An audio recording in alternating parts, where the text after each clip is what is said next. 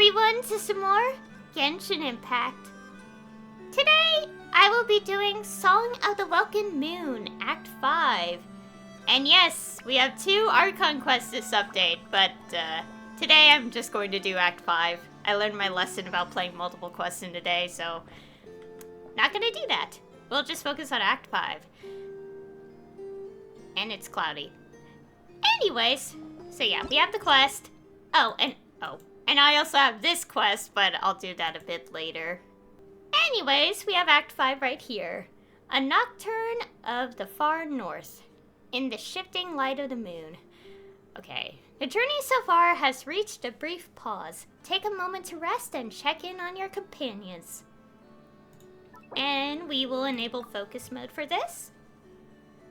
Oh, and also I will be doing polls on the banner for Durin. And also, if I get her as well, Yehoda, since she's a 4-star on the banner as well. Anyways, so we had to go to the Adventurers Guild in Nasha Town. Okay, I'll teleport directly here, but let's think back on what happened last time. A lot's happened, but basically we looked into Rerir's past, and a lot of familiar faces showed up. We also got to see Varka for the very first time, in-game, face-to-face.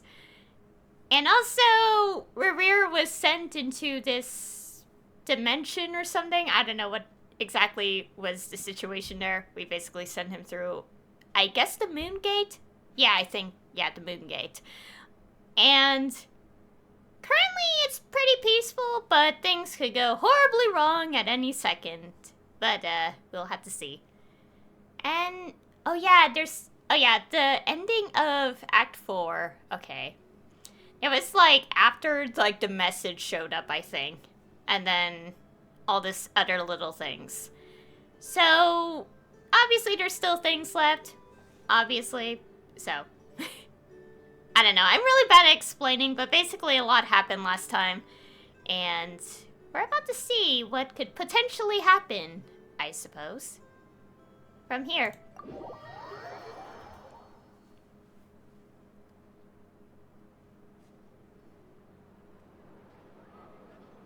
Thank you for waiting. I finished checking your adventurer handbook. Here are your commission rewards. We have no other urgent commissions on the books at present. Thank you for all your hard work lately. Perhaps you two could consider taking a vacation. Amazing! Paimon never thought we'd end up having downtime in Nod-Krai.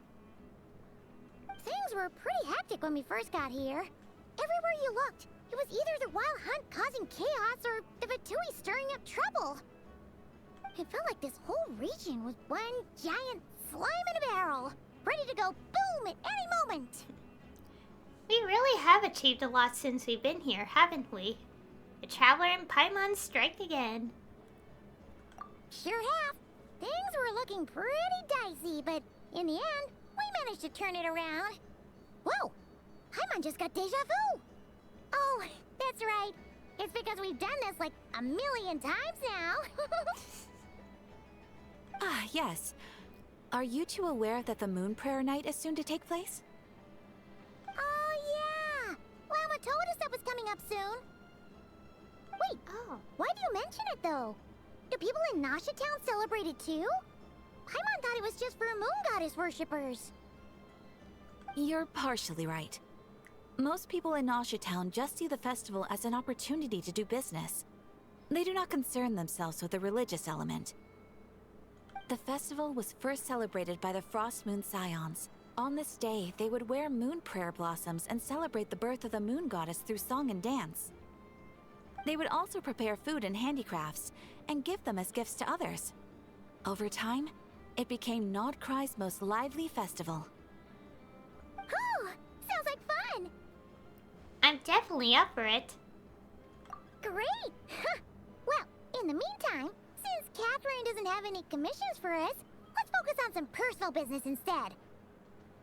When we first got here, you mentioned that this was where your spaceship landed?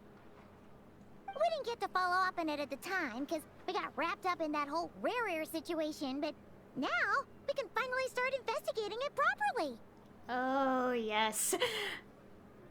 I'm very curious about the spaceship situation. Yeah, especially since Rerir pretty much put a pause on all those plans.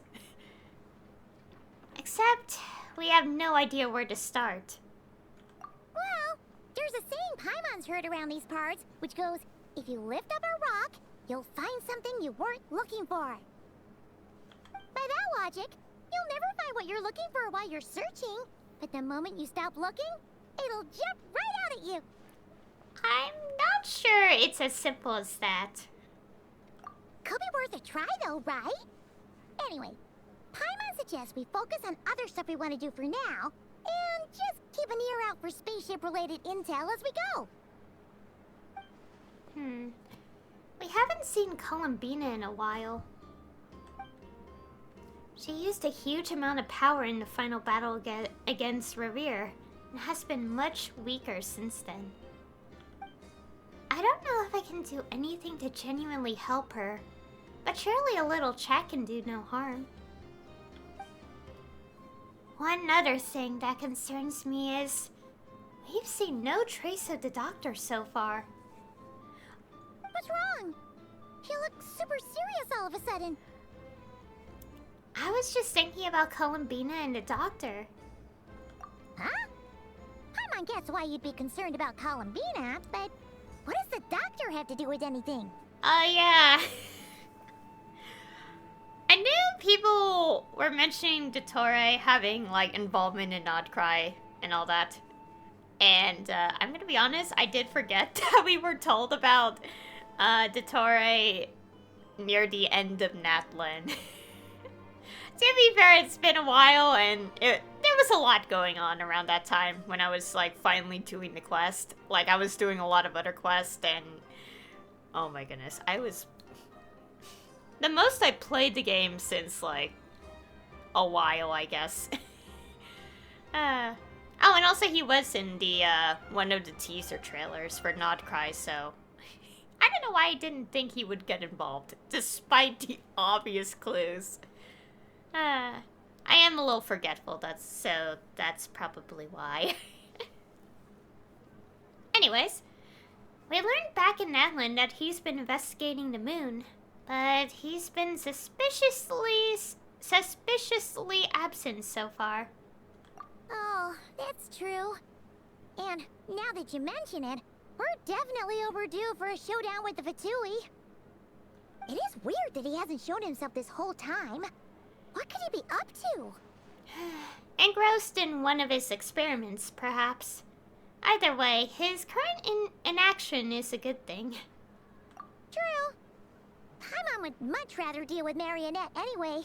She says the meanest things, but when it comes down to it, she doesn't seem like a bad person. Maybe it's the pressure of being a Fatus? Especially as a Harbinger. Does she feel like she's gotta act tough to keep up appearances or something? Maybe?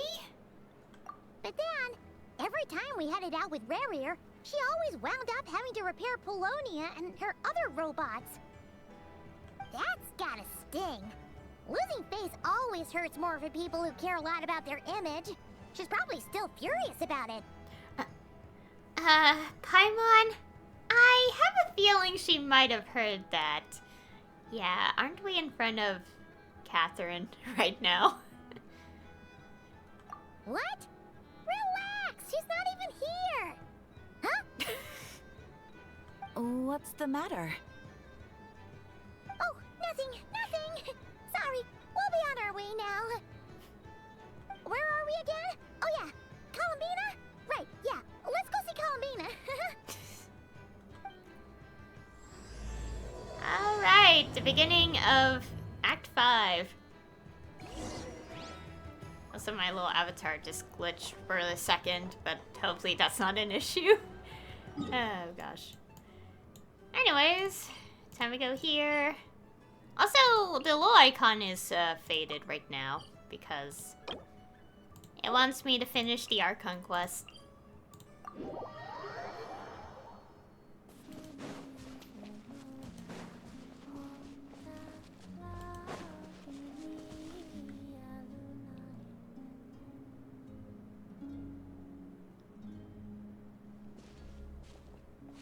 She's sitting up! Is me sitting here a rare sight? No, we just thought you'd be resting. Perhaps I would have been, were it not for the sudden arrival of some unexpected guests. Not that I consider it a disturbance. After all, you are the only ones who are free to enter. Would it not be a little unfriendly of me to lie down while we speak? I didn't realize you put so much thought into little things like that.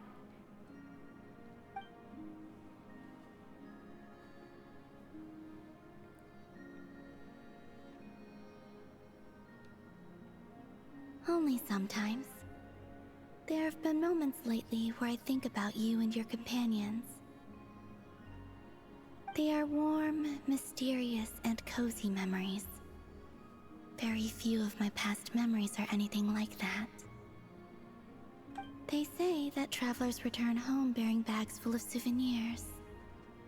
But my luggage was empty, and I believed it would stay that way. Return home? So, you're still planning on returning to the moon? Yes. This planet continues to reject me, reminding me that I do not belong here. If I remain in Teyvat, there will come a day that I disintegrate. And I don't mean reduced to dust, or turned into food for the flowers. I mean, I will cease to exist entirely. Alright then. Well, we're sure gonna miss you. But it sounds like we'll have to say goodbye. How do you intend to return? The moon prayer night is soon to arrive. On that day, the moon will be closest to Teyvat. The Kuvaki in this land will reach its peak at that time. I merely need to grasp the tide, and with relatively little effort. Oh, Paimon gets it! It'll work like a slingshot! You make it sound like she's gonna get blasted up to the moon. If I did that, I suspect I would crash into the false sky. I will be using a much gentler approach. But I do like the analogy. It's fun. You see? She gets Paimon's sense of humor. In the blink of an eye, the time has come to part ways. It does feel that way, doesn't it? Time seems to fly fastest when you are enjoying it. I have always thought of myself as a wanderer on this earth, and it has never expressed any desire to keep me here. Yet, just as I plan to depart, it tugs at my arm. Is this a gesture of affection? Or is the world mocking me? Oh. Were you hoping I can answer that? Yes, you are a traveler, so you must have a lot of experience in this area. Then, what I would say is, enjoy the moment. That's right! Don't overthink it! Happiness is happiness and joy is joy! The point is to enjoy it, not analyze it! I see. Then what I would say is, even though I am very tired right now, I am still happy. Aww. I can't tell from the tone of your voice. Oh, really? You don't think I sound happy? I'm just kidding. I could tell you were in a good mood today from the moment we saw you. Ah, a joke. Albeit not a funny one. Anyway, I assume you're here about you-know-what. Give me your hand. Actually, it's not that. There's something else we wanted to discuss with you. Oh. Then, do you still want to give me your hand? Or not? Sure.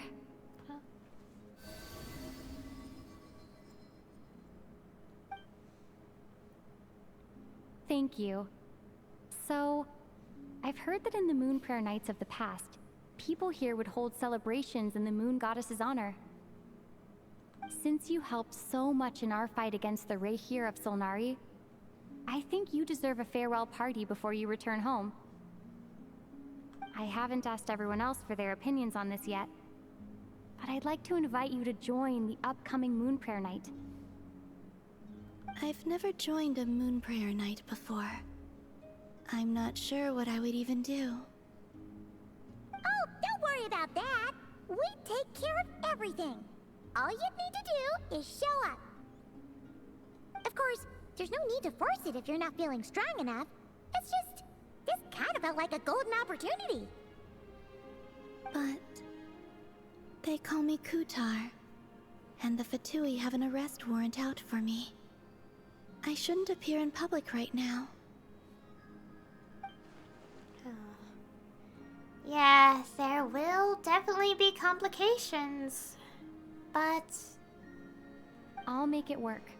You have my word. Yeah, we got your back. Well, she does. Paimon's actually not too sure what she's planning. All right, if you're sure. I will not refuse your invitation. I suppose it wouldn't hurt to pack a few more sights from this world into my suitcase before finally learning what my homeland looks like. Oh, if you see Lauma, please tell her that my answer to the question she asked me is neither yes nor no. Rather, it is, there is no need. That was kind of cryptic, but sure. Guess it's between the two of you. We'll pass along the message. Bye for now.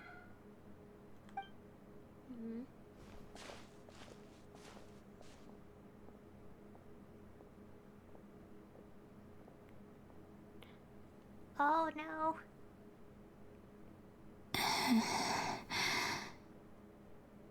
And also, I do not know. Oh. The flowers were changing, and that's not a good sign. Since she's agreed to join the festival, let's go see who else wants to take part. Lauma's gotta be the person most familiar with the Moon Prayer Night. We should start with her. Also, what exactly is your plan to keep her safe? I'm not sure yet. I'll figure something out. What? Are you serious? And Paimon even gave you her vote of confidence back there. When did you become so sneaky?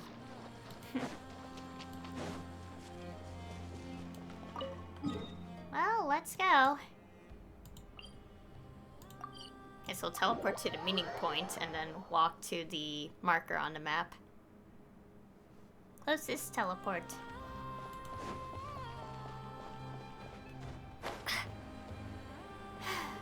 Oh! And also Varka's there too.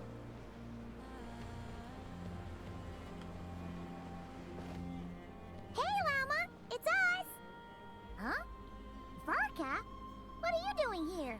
Oh my gosh, I'm never gonna get over the fact that he's so tall.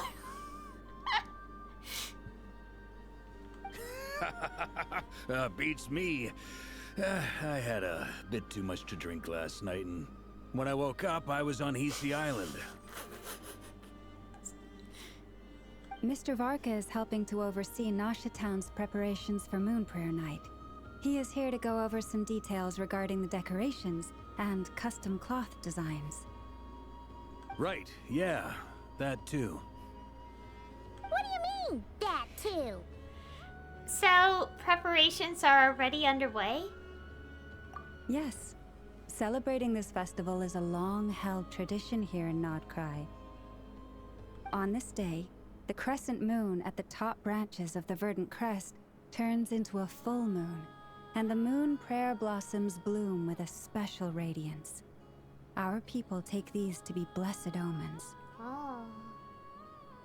It's an especially welcome event coming off the back of all that nasty business with Rerir. Everyone got put through the ringer recently, and now they're looking to turn their fortunes around. The big shots in town all agree that a big, lively celebration is just what we need to rebuild people's faith in this place. No sure Catherine said that people weren't so bothered about the religious element. That's right. It's become more of a local custom by this point. The celebrations have little to do with whether the religious stories behind this event are true or not. Even the Frost Moon Scions are eagerly awaiting the coming of Moon Prayer Night, despite now knowing that their past beliefs were founded on a falsehood. That's fair. It's a bit like the Lantern Ride in Liyue. It's a chance for people to enjoy themselves, not debate the existence of the Adepti. Although, in their case, the Adepti definitely do exist. We've met plenty of them in our time. Oh, one other thing. We just went to see Columbina. We went ahead and invited her to take part in the festival this time. Hope it's okay. Wait, so... you mean she agreed to it? Huh. That's quite a surprise. Then, I suppose that she intends to return to the moon on that day. Oh, yeah. It's kind of a complicated process, but basically, it's like a slingshot. She probably shouldn't have endorsed your metaphor. I understand. In truth, I had a feeling that she might make such a decision. Well, if Kuthar has decided to participate in the festival, we should prepare accordingly. Yeah, exactly. She was saying how it could be risky for her to show her face in public. We were wondering if there was any way we could hide her. Unfortunately, the people who carved the statues did an excellent job of capturing her likeness. It will be very challenging to hide a goddess whose face everyone is so familiar with. Darn! We may have bitten off more than we can chew here. Nah, don't sweat the small stuff. We can handle that. Huh? Are you saying you have a plan? Not as such, no, but the most important thing with a festival is to keep the mood light and your spirits up. You can't go preparing for a festival with those long faces. You'll never convince anyone to enjoy themselves. The Mondstatter spirit is strong with this one. As it happens, I agree with Mr. Varka. Let's start by making our appreciation for Kuthar the beating heart of the festive atmosphere. And who knows? Once we get the ball rolling, perhaps everything will just fall into place. Hey! Did you catch that? Lama said the thing! Or close enough at least.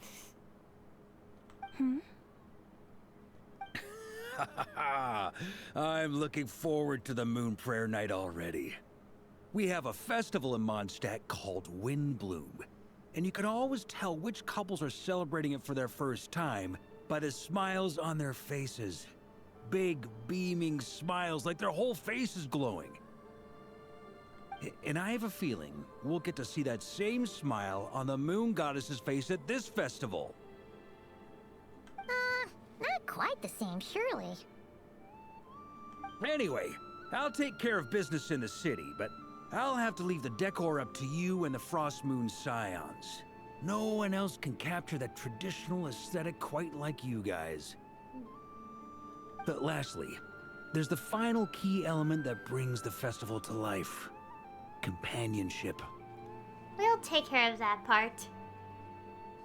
Before you leave, let me show you something that we've been preparing. Mr. Varka had asked to see it already, so you may as well tag along. Also, I have some further questions about Kuthar's decision.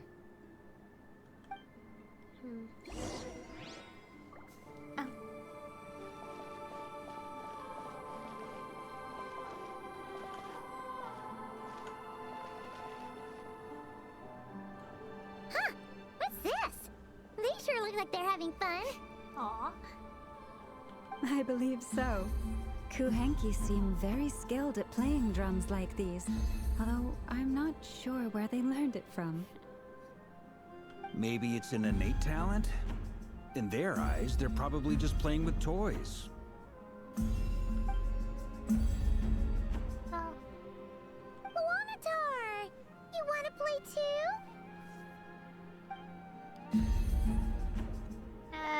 Guess not. Yeah. She looks more confused than anything. Maybe we can teach her next time if we get the chance. That's adorable.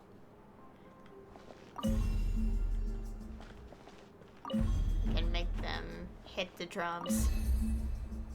Okay, that's enough. What are these floaty things?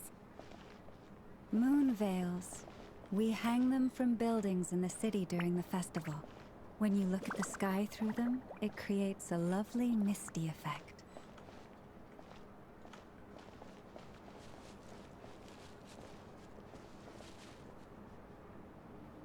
Everyone seems hard at work. They are preparing items for Moon Prayer Night. For instance, the sculpture being made over here, Mr. Varka and I were just finalizing the details of where it will be placed. Ah, there she is. I didn't know the finished article would be so large. Not to worry, though. All the necessary arrangements have been made. Just let me know once it's ready, and I'll get some people to ship it over. You have my thanks. And over here, we are preparing a very traditional confection. Oh. Oh, look at all these colors! It looks great! Can Paimon try one? Of course. I have a feeling you'll like it a lot. You bet! Sweets and treats are Paimon's favorite! If you included those in the Feast of the Moon, I bet Paimon would have joined the Frost Moon Scions by now. There will also be verdant crests like this present in Nasha Town during the festival. The timing of Moon Prayer Night is not completely set in advance. We make a rough estimate, then observe the changes in the verdant crests and moon prayer blossoms to guide us. As such, the wait itself is a fun feature of this particular festival.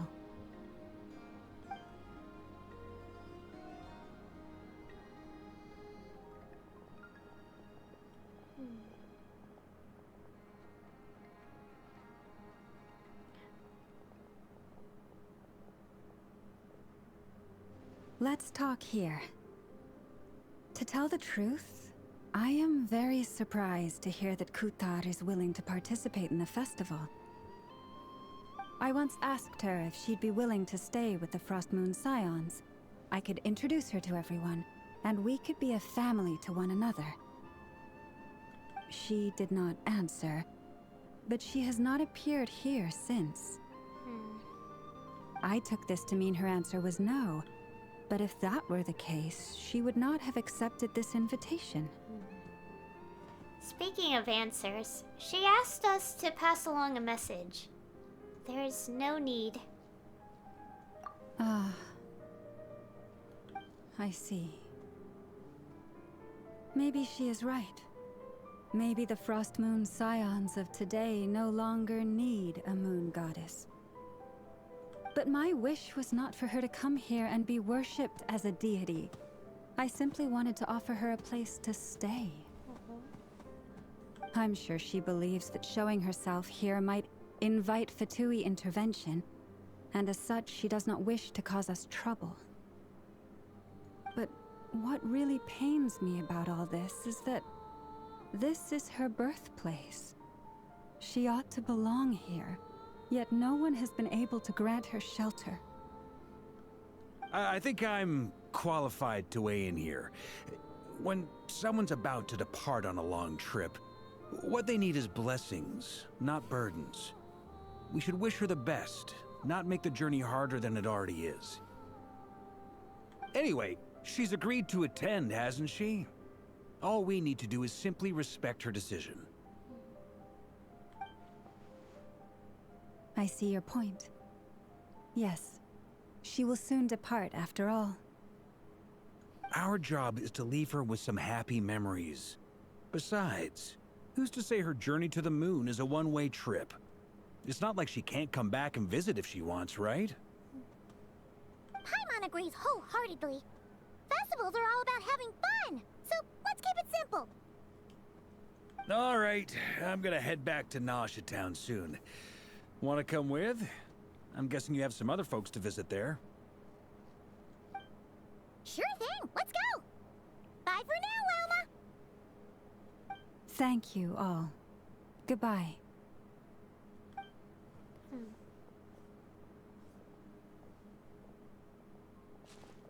A traveler needs blessings, not burdens. It sounds good in principle, but will blessings alone be enough for Columbina?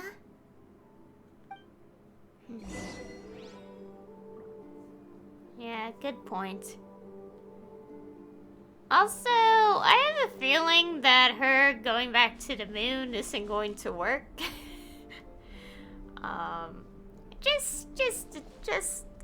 Just a feeling.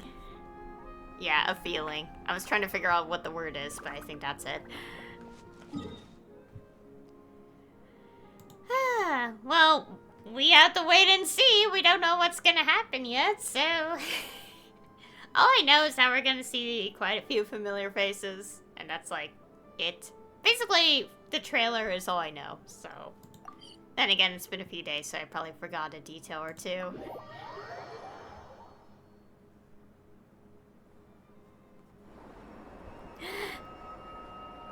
Huh? Hey, over there! It's Durin and Albedo with twins! What could they be chatting about? It's them.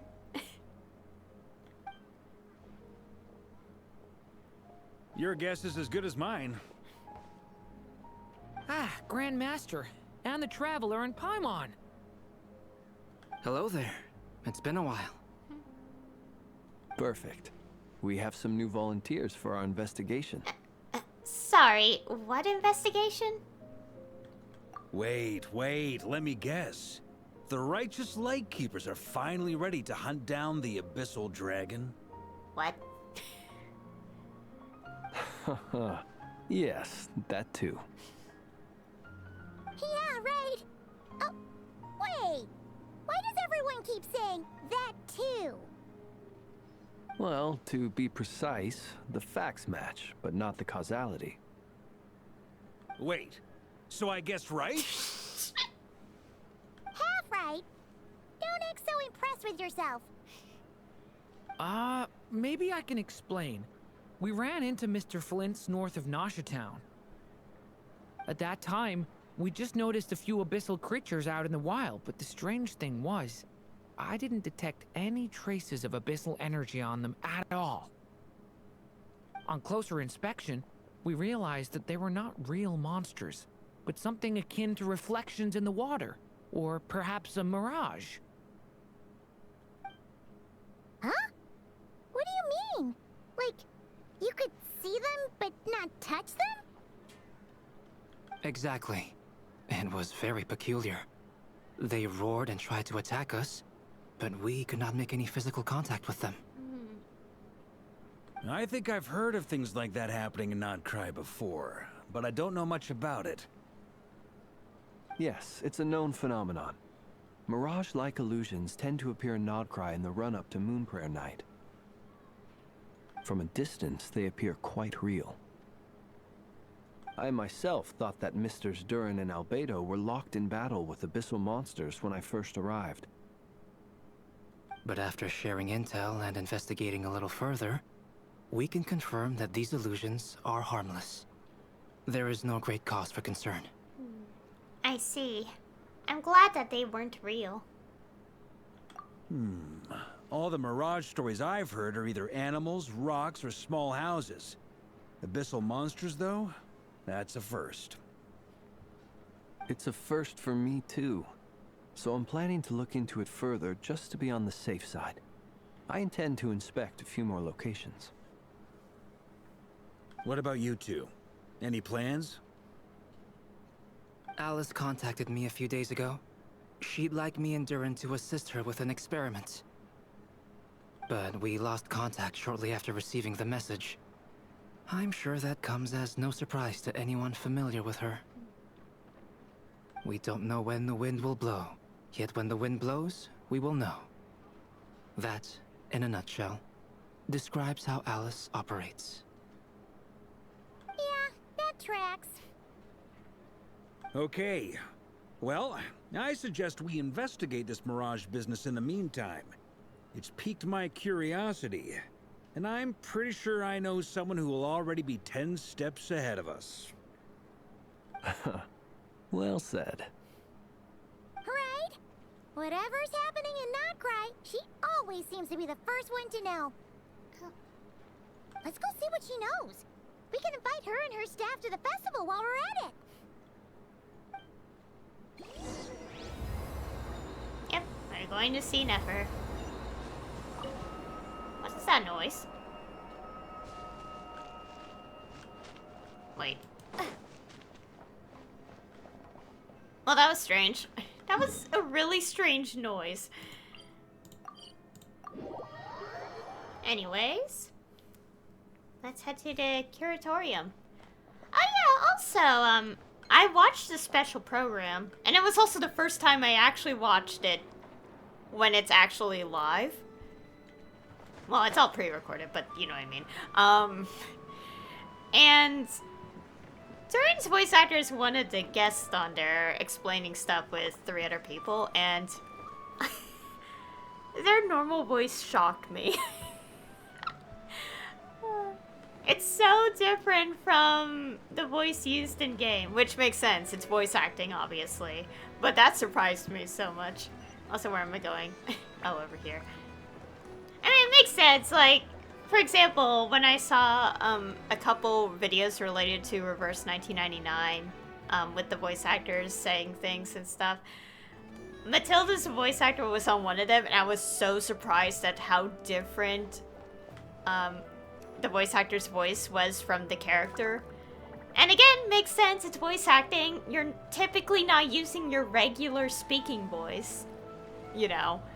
But it still surprised me, so. Yeah, I just wanted to say that, considering.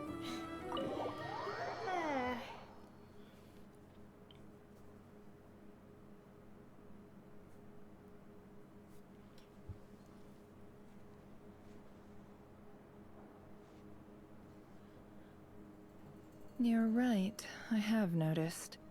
There's certainly something a little fishy about this situation. Only a little, though. Records indicate that this phenomenon can occur in the days before and following Moon Prayer Night. That said, it has always been a rare sight in the past. The odds of encountering these phantoms are similar to looking up in the night sky, happening to see a shooting star, and managing to make a wish before it disappears. But this time, either everyone's getting lucky, or they're appearing far more frequently than usual. Yehoda's out gathering intel as we speak. In the meantime, let me check off some points of interest. First, the Abyss. The ones we saw seem to be abyssal monsters. Indeed. But we have identified one location where many more of them have made an appearance. And not just monsters, but human phantoms too. Given the scale and nature of the phantoms, it's almost as if someone's last memories are coming to life. Or perhaps the memories of multiple people. Oh. So you mean the phantom monsters are hunting down the phantom humans? Exactly. The phantoms can interact with each other, but we have no means of intervening. In addition, some of the human phantoms would seem to be from the very distant past. This is clear both from the clothing they wear and the stories they tell. They claim to be from Hyperborea, a name which I've heard from Lauma before. If this is true, it means they must be from 6,000 years ago. Wow. That's a long time. Is that, like, the earliest time we've heard in terms of years ago? Did Paimon hear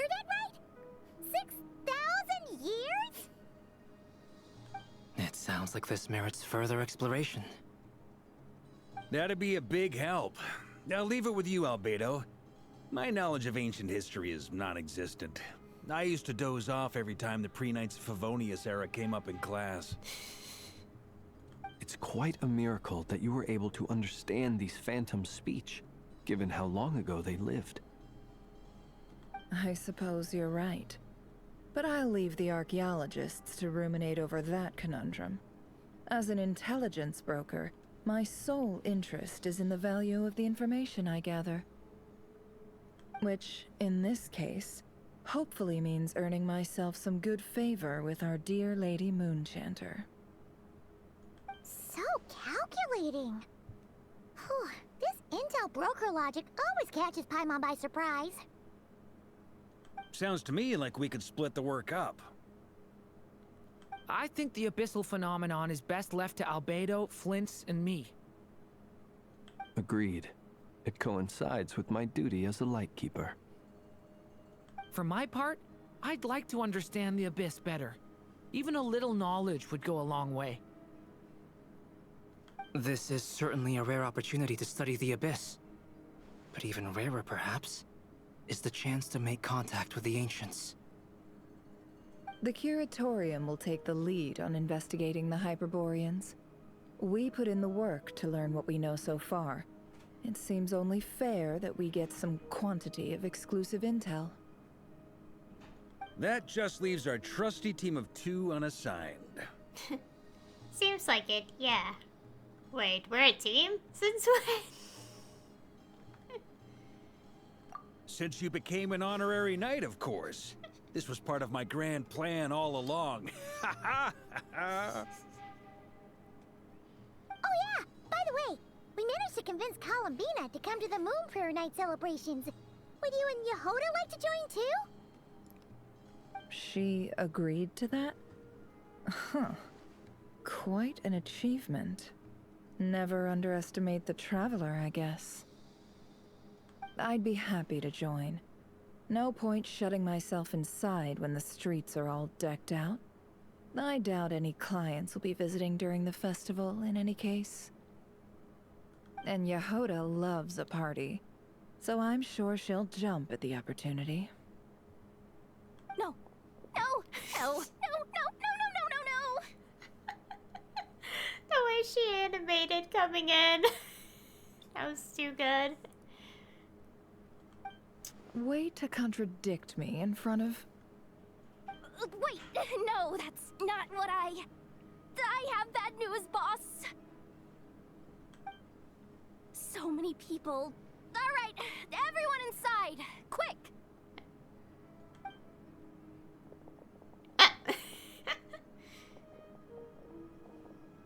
This is gonna sound crazy, but hear me out. I saw one of those phantoms at Star Sand Shoal, and it was some sort of flying ship. Like a spaceship? A spaceship at Star Sand Shoal. That's gotta be the one you came to Tibet in. You said you saw the same thing through the moon marrow, right? Huh? You already know about it? Ugh, I thought I was gonna blow people's minds. Turns out I'm the last to find out.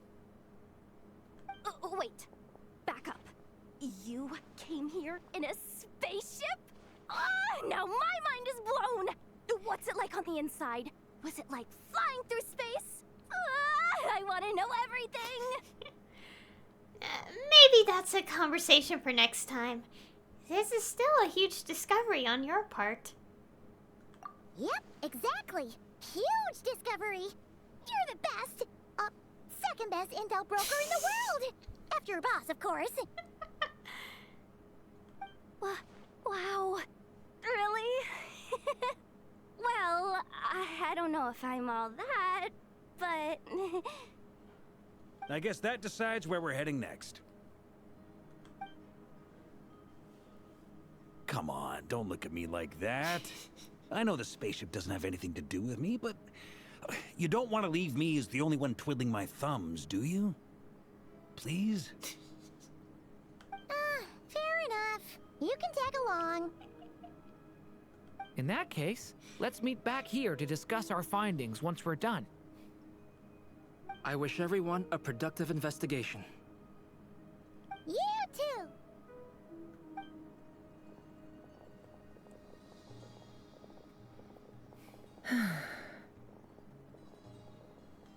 What's up, boss? Aren't we gonna head out?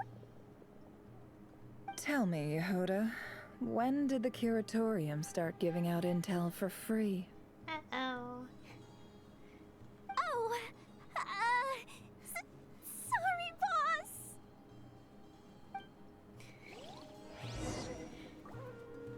Okay. Are they around? Oh, yeah.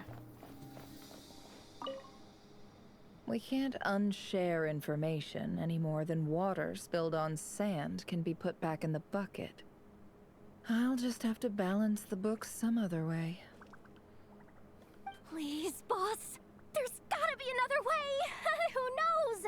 Depending on what they find, maybe this will work in our favor. Please don't find me. Please. Oh, noes. Oh, hope things are okay for Yehuda.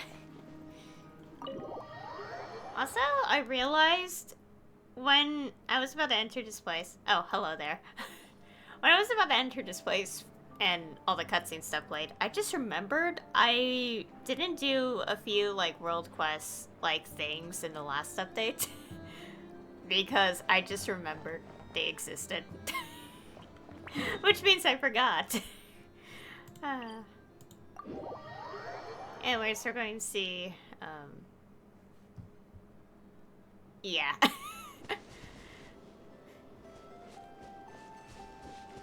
Oh yeah, I remember people pointing out that this was the location, like, 2 updates ago, I think? And I was like, oh yeah, it is the location! But the ship wasn't here. Obviously, it's still not here, because this is just a phantom, recreation, but... Where is it in the present, then? Well, I guess we'll have to find out at some point.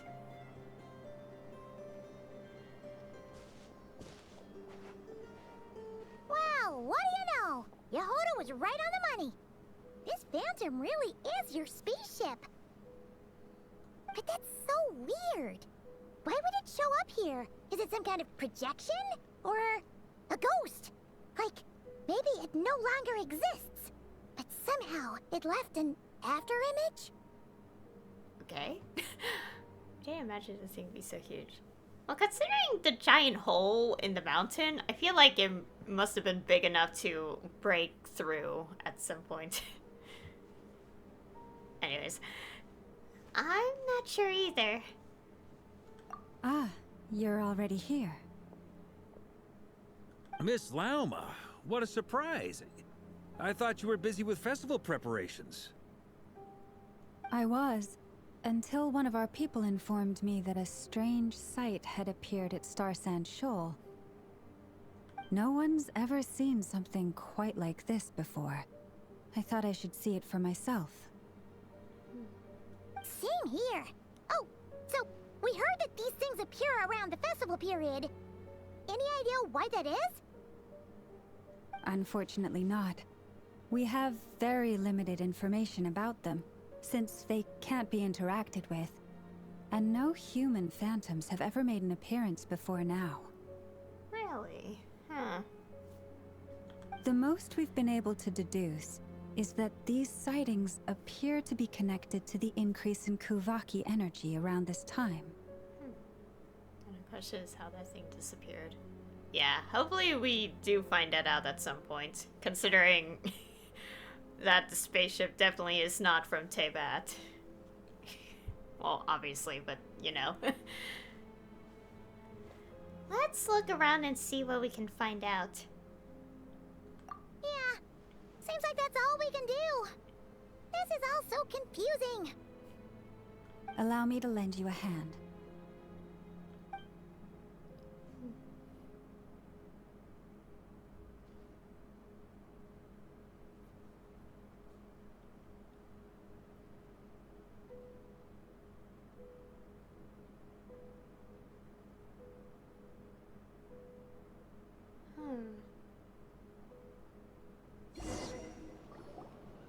Everyone, our friend here should be able to provide us with some information.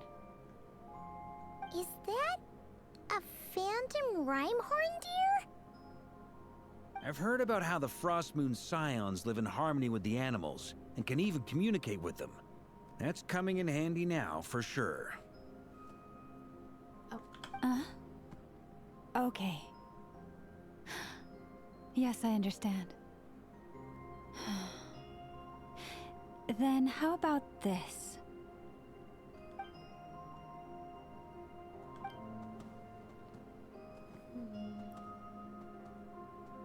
Oh, it's leaving.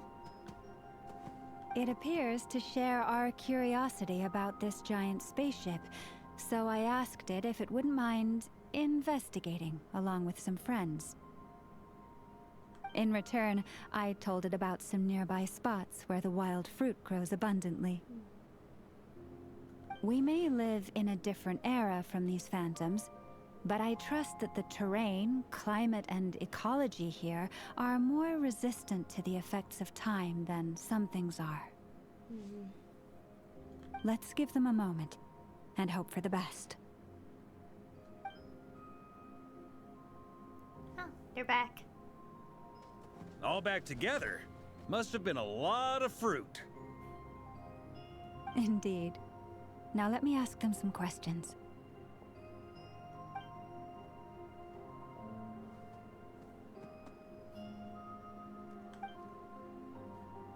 It did find a lot of wild fruit, enough for them to feast for a long while. This puffin circled in the air several times, but didn't spot anything out of the ordinary. Certainly nothing to do with the spaceship. Huh. Well, it definitely makes sense to get a bird's eye view. Indeed.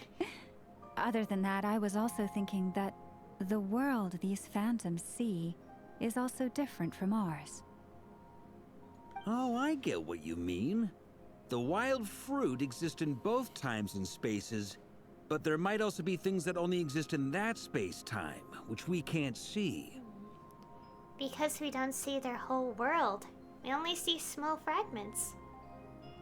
Good point. Great thinking, Llama. Blunthorn rhinos can use kuvaki to shift great rocks, but this one says it couldn't get that ship to budge by even an inch. Huh. Interesting. The sniffer mole tried too, but despite being a skilled digger, it could not get through. They say that the spaceship looks robust and undamaged. It seems completely impervious to any and all attacks. Whatever lies within is well defended from harm. So, just like us humans, there was nothing they could do about this spaceship either. Yes. Still, they deserve our thanks. We are grateful for all your efforts, dear friends. Now go, and enjoy your feast.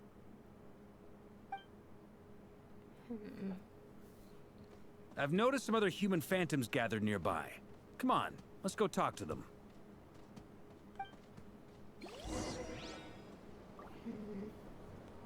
And that obviously leaves the question of how on earth could it have, vanished by the present day.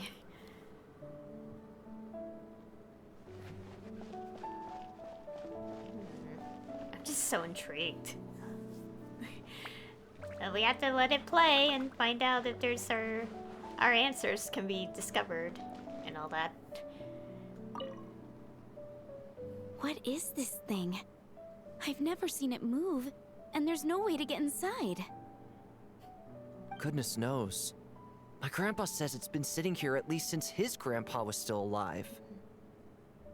What about his grandpa? Did he say anything to your grandpa's grandpa about it? Huh? I don't know. In all likelihood, it was here back then too. Hard to imagine something this huge could move. Guess that means that as far as they're concerned, this ship's been around a long time.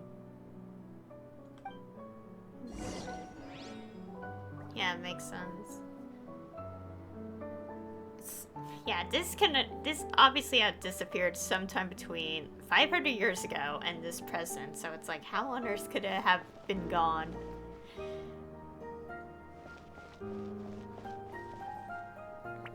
Okay, let's keep going. Come on, brothers! If we can get even a small chunk off of this thing, it's gotta be worth a fortune! Today is the day we strike it rich. Huh? You mean Paimon? Yes, brother, I shall join you. Let's make our fortune. We should go with them. What the? This thing is crazy tough. I can't even scratch it. What's it made of? Sorry, brother. Looks like we'll have to seek our fortunes elsewhere. Enjoying yourself? I was just seeing if I could influence this phantom's perception by playing. But nope, no dice.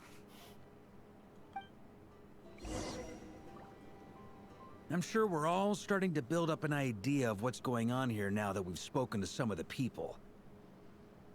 These phantoms are reenacting real historical events in Nod-Krai. It's almost like we're in some kind of interactive stage play. We can talk to the actors, but the plot is fixed, and we can't influence it. It makes sense. History is set in stone. The objective facts of the past cannot be changed. Paimon totally thought you were just goofing around earlier. But actually, you were doing some serious investigating. Of course I was. Anyway, at this point, I think we're forced to conclude that although the Phantom spaceship is right there in front of us, we aren't going to learn much about it from these people. If only this showed the moment when my brother was searching for me.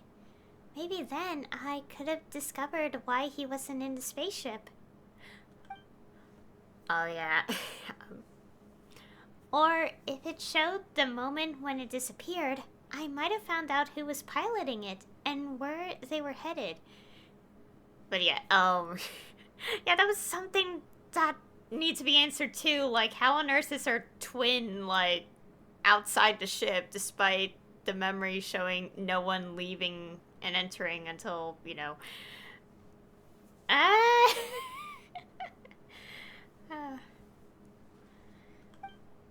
But no such luck.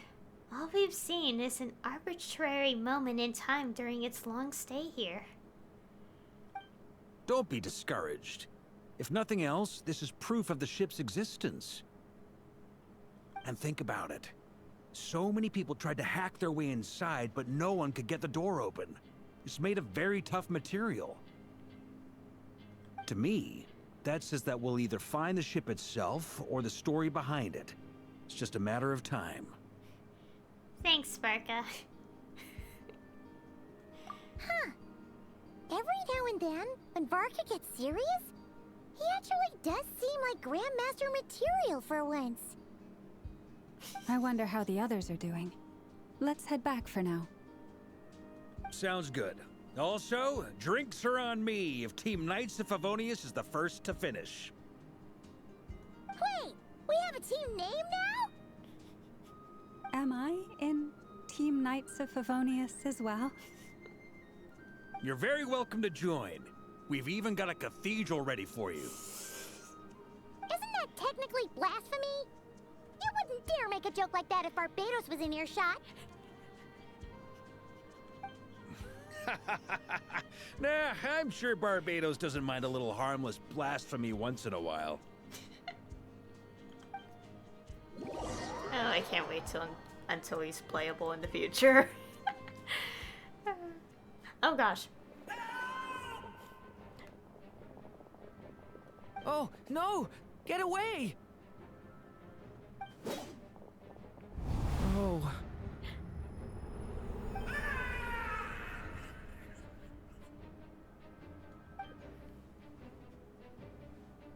I know it's hard to stomach, Mr. Durin. But as I'm sure you've noticed, there is nothing we can do to intervene in that which unfolds before us. Aww. But we have to at least try. And try you have. But are you aware of how many unsuccessful attempts you've made now? I wasn't keeping count. I'm afraid this is the 39th failure so far. Or the 5th if we're only counting this particular victim. There are no indications that these phantoms may be altered in any way. You seem to have calmed down a little. I'll make us a fire. You should rest and have some water. Feeling any better now, Mr. Durin? May I ask a few questions? Be my guest. What exactly are we witnessing here? What happened to those people? My guess would be that we are seeing Nod-Krai during the Conrian Cataclysm. Would that be accurate? Conria. That is correct. As you know, once the Abyss senses even the tiniest crack, it floods in and spreads like wildfire. There was a time in the distant past when it permeated all of Nod-Krai, causing immeasurable harm. The people paid a terrible price to heal this land. Then, 500 years ago, the whole of Teyvat suffered an abyssal disaster. Once more, Nod-Krai was dealt a devastating blow. I see. In the face of the abyssal onslaught, all were like grains of sand tossed around by a tidal wave, be they human, fae, or god. The moment you witnessed is but one drop in a whole ocean of catastrophe. All right. I guess that answers my second question, too. I wanted to know why there's nothing I could do to help them, and that's because what we are seeing is history. Yeah, it's already happened, so you can't change what's already happened. That would be my guess as well. As I understand it, history and fate are not all that dissimilar. The latter may be unseen to us, but both are immutable. Yes.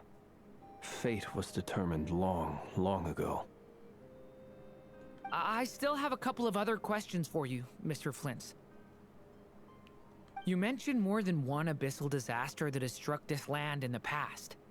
How can you be sure that what we're seeing is from the Conrian incident? And also, how are you able to stay so calm when you're talking about these events?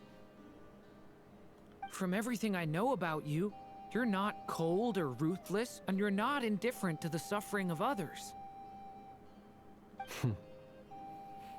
Alas, I am forced to show my age.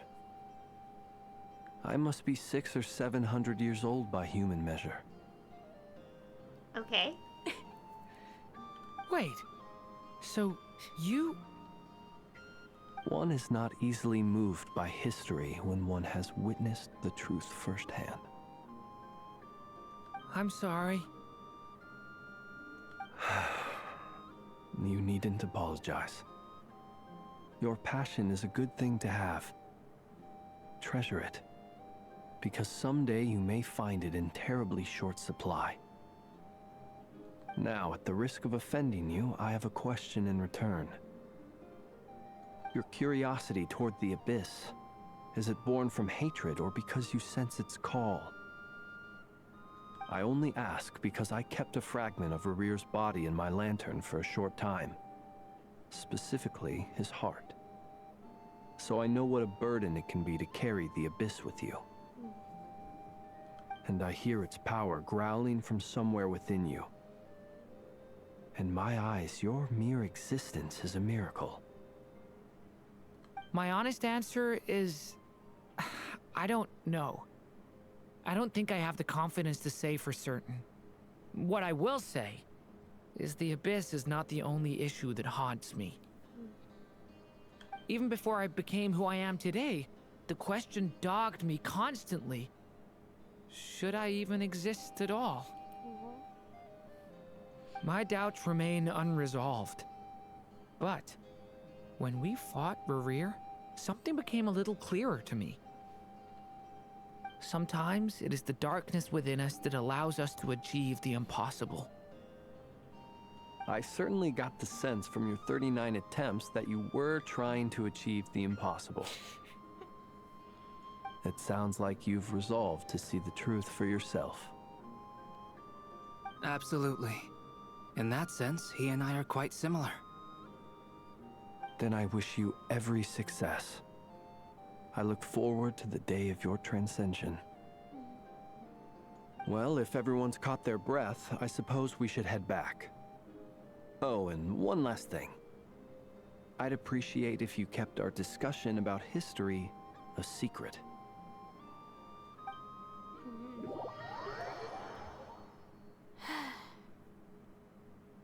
Incredibly, our separate investigations led us all to the same conclusion.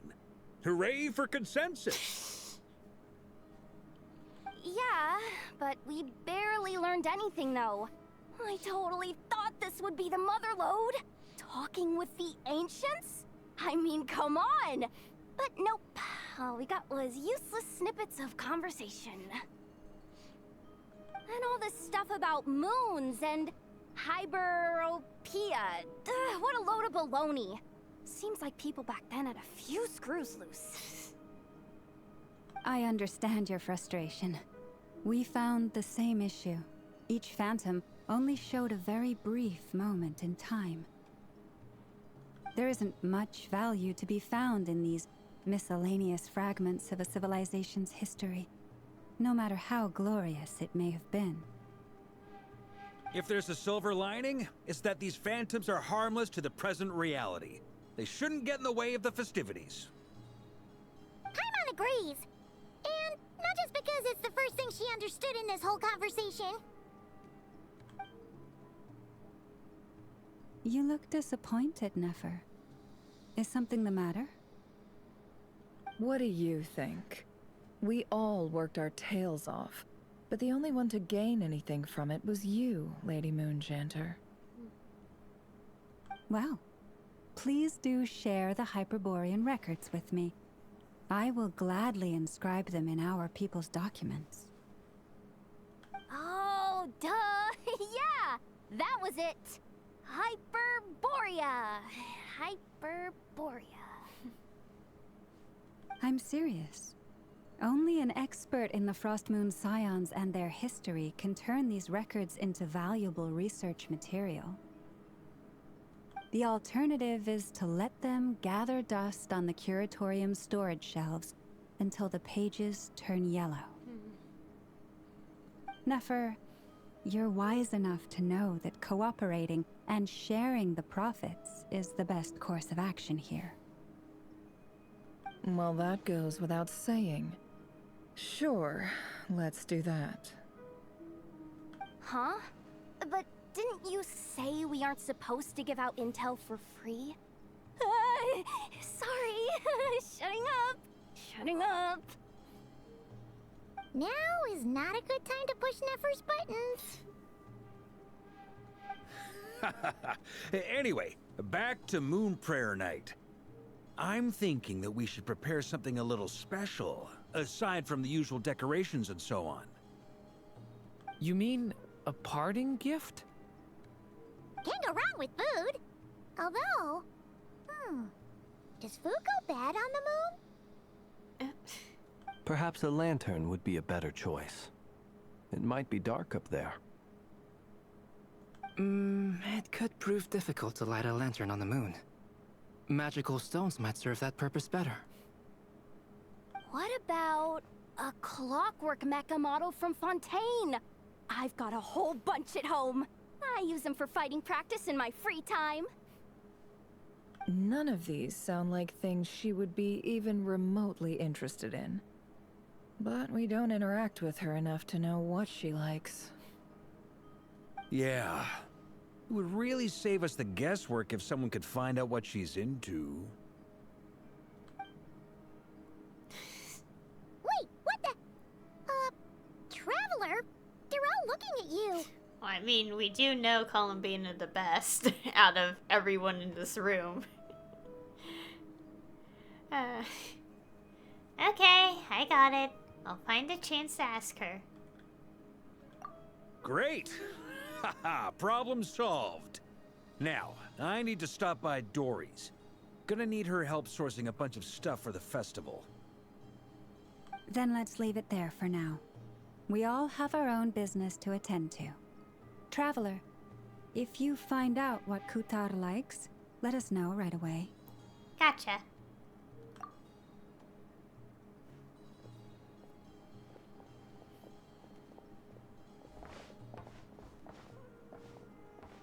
Is something the matter? That's my line, Durin. You seem a little down. I'm fine. It's just... I'm still feeling a little rattled after witnessing the horrors of the Abyss. But it's okay. This is something I have to work through. I'll be all right. Thanks for your concern. Well, don't put too much pressure on yourself. If you ever feel like something's wrong, physically or mentally, we're here to talk. No. Also, can I just say that I like that Durin's wings are, like, against his side like this. Like, I didn't even notice those were his wings until people pointed it out. And I was like, oh, that's so interesting. That's a nice little detail there. Anyways. Don't forget, I'm a member of the Knights of Favonius. You can always rely on me. Come on. Stop treating me like a kid.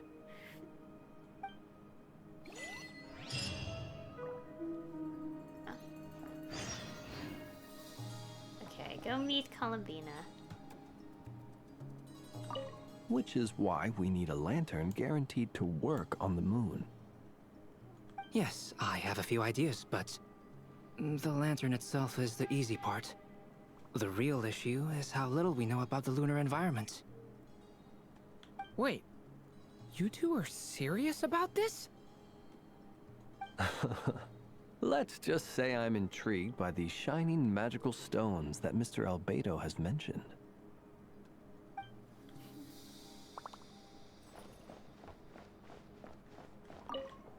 You should get going. It's important that we ascertain what Kutar likes.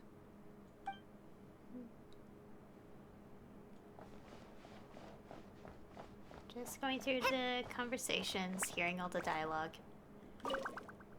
Could you do me a solid and try to smooth things over with Boss Neff?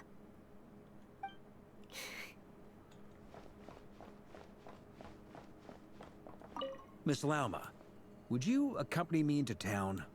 I think it'd be best if you saw the Frost Moon Scion's decorations for yourself. Very well. Let's go. Okay, now let's go meet Columbina.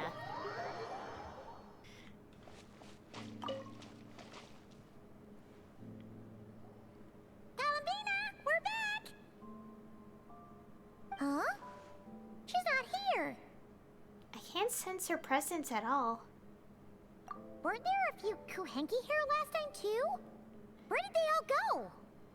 Maybe she took them out for walkies? Walkies? Walkies? For Kuhenki? You're not pets, you know. Oh, well. Looks like we just came at a bad time. Let's try again tomorrow. There's still a few days until Moon Prayer Night, so we're in no rush. Besides, she needs time to rest anyway. Fair point. Let's go.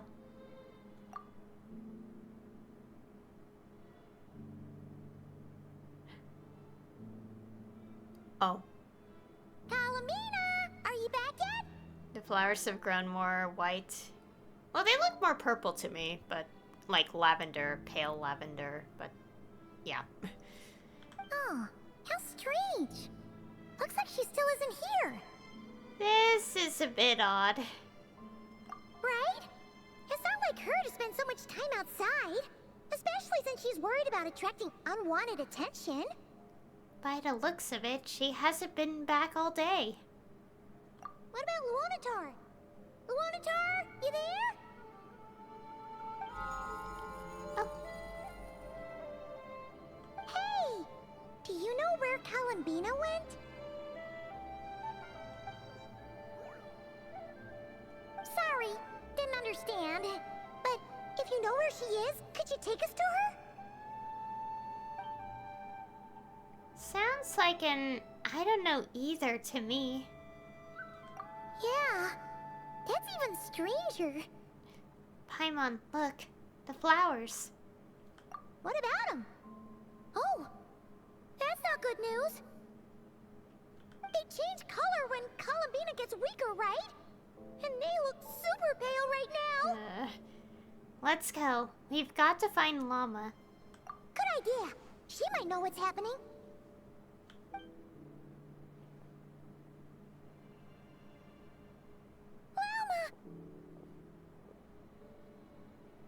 Ah, it's you. How is Kutar? Is she okay? She's missing. Has she visited the Frost Moon Scions? No, she hasn't. I came here to check on her after I noticed the flowers had changed color. Based on past precedent, she must be very weak right now. Even getting up to walk would be a struggle. It seems unlikely that she wandered off outside. Not to mention that she doesn't do that at the best of times either. So yeah, this is super weird. Has anyone approached Silver Moon Hall lately? No. Very few people are in the know about Kutar's whereabouts. And if anyone suspicious had visited, they'd have left some sort of evidence. Come on, let's go to Nasha Town. If anyone has seen her, someone there will know about it. It's Nod-Krai's information hub after all. Makes sense. Let's go!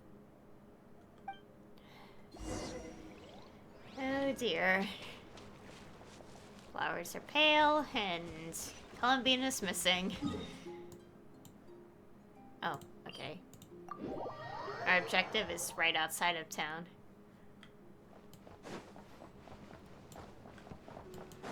Okay, let's take the path. Let's be slow. Don't go too quick.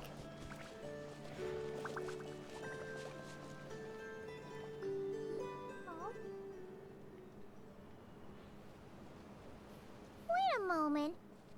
Is it just Paimon, or is this stall kind of suspicious? It's never been here before, right? Looks familiar, too. At least the, how it aesthetically looks, I guess. No, I don't recognize it. Alas, your free and easy adventure time is over. Now, prepare to face the final boss of Nod-Krai. Whoa! Where'd that voice come from? Not sure, but it's definitely hostile. No, no, no, not that way. The final boss is right here. The sniffer mole? That's the final boss? Surely not. Also, that voice is a little familiar. Okay, the jig is up. I'll stop teasing you. Turn around. I'm right behind you. It seems I've managed to leave quite an indelible impression, even though you've never seen my face. Ah, nothing could make a great mage more pleased with herself. Oh, the camera. We finally get to see Alice in person. Great adventure of the realms, Dodoko King, defender of old Mondstadt, etc. But most importantly, mother of the most adorable Klee.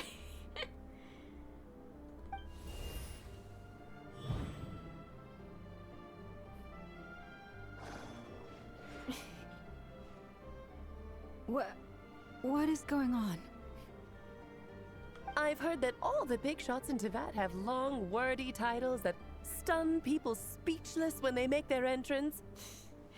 Oh my gosh, her hair is so long. Like, you can see how long it is, even, like, braided like that. Unfortunately, none of them are affiliated with the Hexen Circle, and we ourselves keep a very low profile. The notorious name-dropping doesn't quite work for us. Still, I, for one, think I'm really quite amazing. So that didn't stop me from coming up with a title anyway. Alice? It's really you this time? Not a lantern or a Dodoko, but Alice in the flesh? Oh, that's right.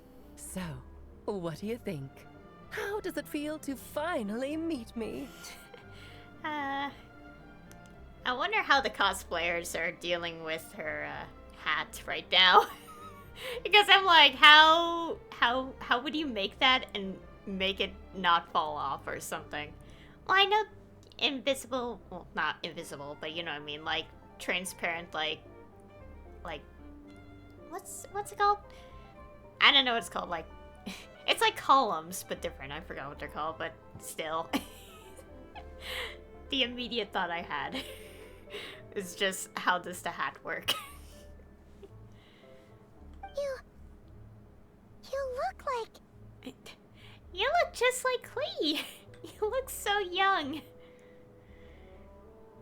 Oh, that's the first thing you thought. A little surprising, but that actually makes me very happy. Because that means that when Klee grows up, she'll be just as stunningly beautiful as her mother. So she's a friend of yours?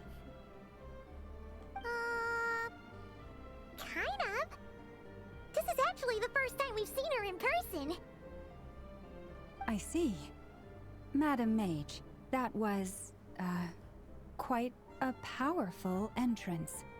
I certainly won't be forgetting it anytime soon. It's okay, Lauma, don't force it. Paimon will do the honors.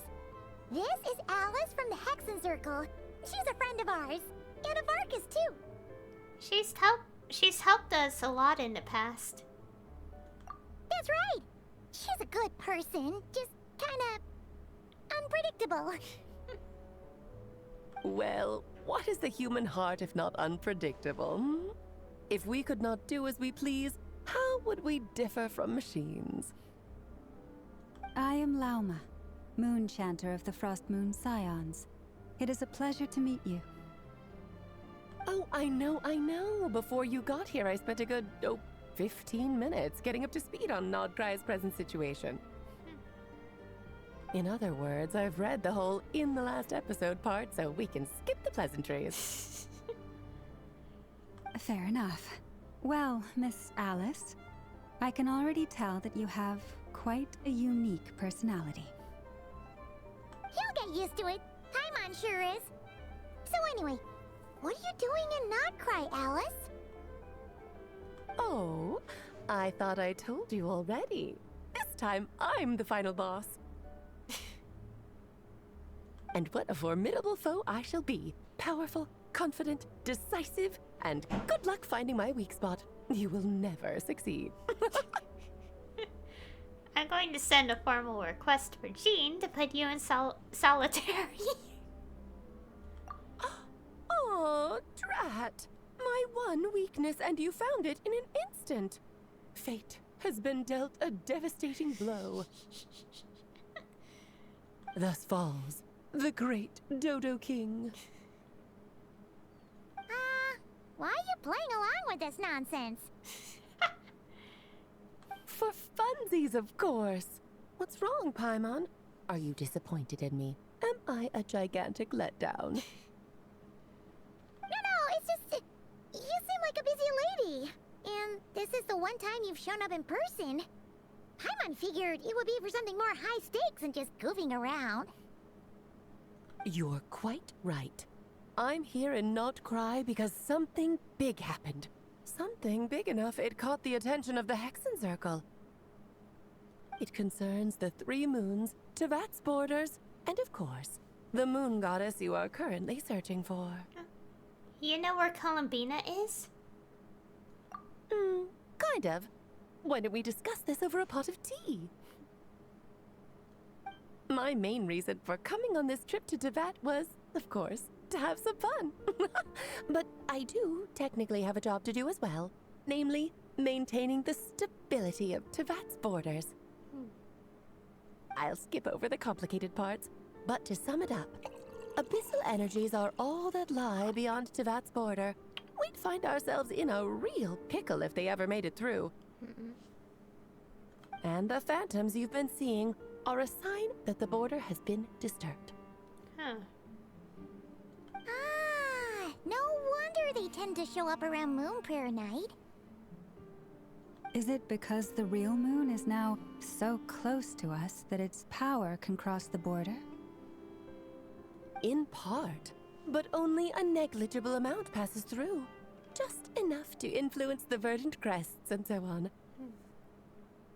And as you've noticed, there has been an unprecedented number of phantoms appearing this year.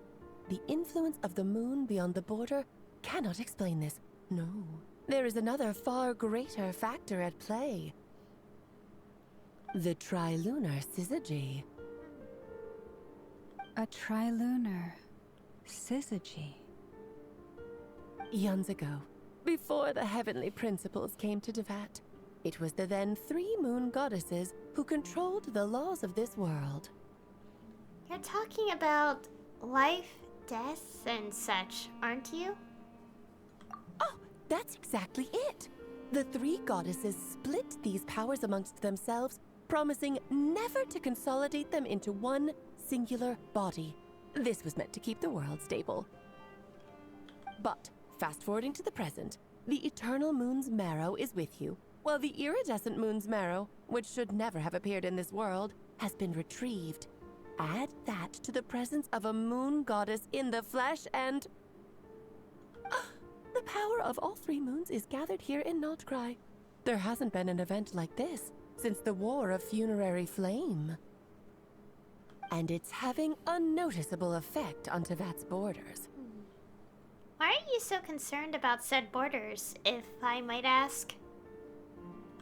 Because I wish to give my darling daughter a peaceful, sunny environment to grow up in. Is that a good enough reason? Kinda sounds like you're dodging the question, but it does make sense. Well, that's one reason anyway, and the most important one. The others are a little complicated to explain. For instance, cleaning up after dearest Miss R. Albedo could tell you more about that if you're curious, but right now, I have a more important question to ask you. Why are you collecting the moon marrows? Columbina wants to use their power to return home. I see. Nicole told me about that legend once. Nicole? You mean Mage Anne? Oh, so you remember. We heard her voice in Fontaine. Yes, of course. That was a story about fate, her area of expertise. But back to the story of our dear moon goddess. I'm afraid her intended method of returning to the moon is unlikely to work anymore. What does that mean? She may be missing, but she hasn't gone anywhere. She has disappeared.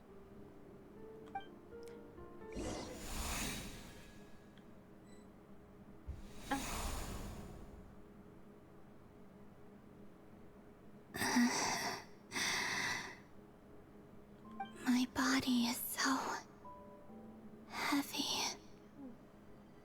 Wait, no. It's my mind that's heavy. My arms and legs are as light as a feather. What's happening to me? I feel drowsy, like I've been asleep for too long. Is it daytime or nighttime? Is the moon out? I think I'll go for a walk.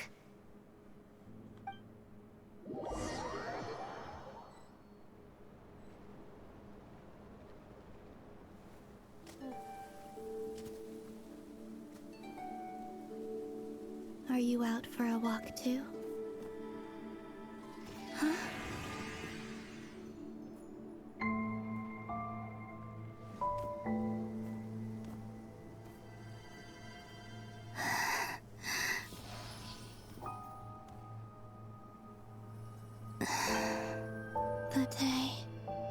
has come at last.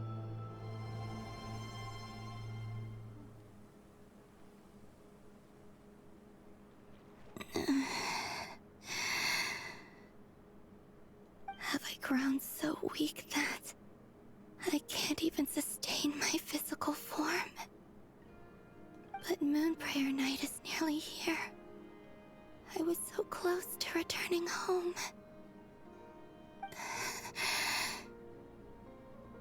Death is near.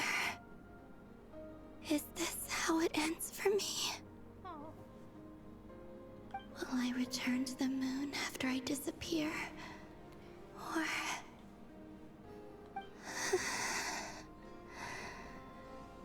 I don't want it to end like this.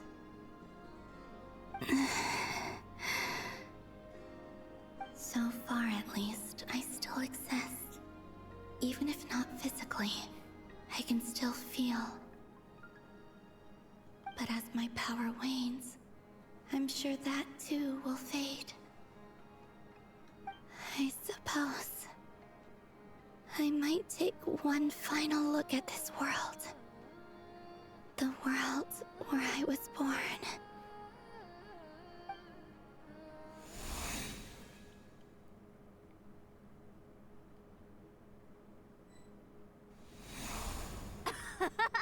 Come on! Come on! Wait for me!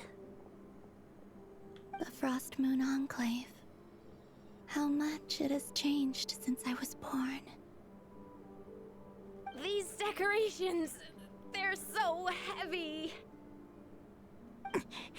It's times like this when you kind of wish men could be priestesses and acolytes. How fascinating. I've never had the chance to be privy to people's private lives in this way. In the past, people would get so solemn and serious the moment I showed my face, like they were frozen stiff.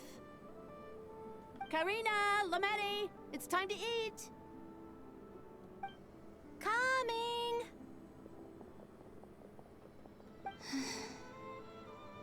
I want to watch them a little longer.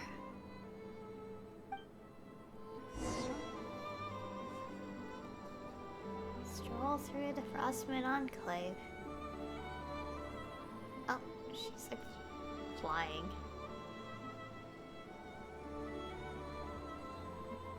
Oh, that's interesting.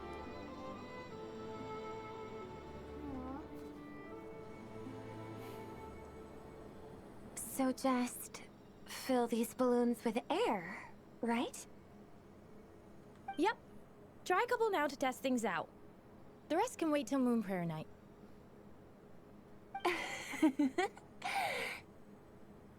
Think fast. Rita! Teasing an acolyte of the Frost Moon Scions? Surely that's a punishable offense. Take this!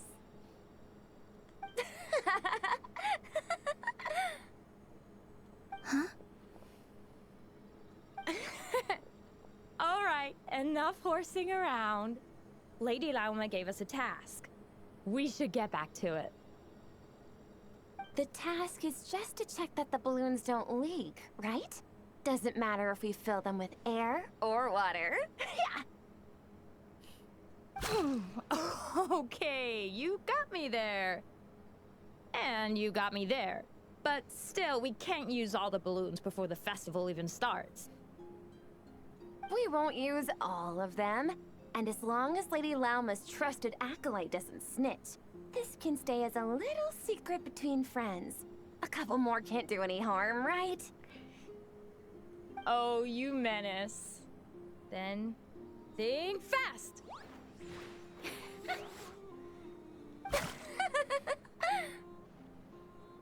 Is pumping a balloon full of water really so much fun?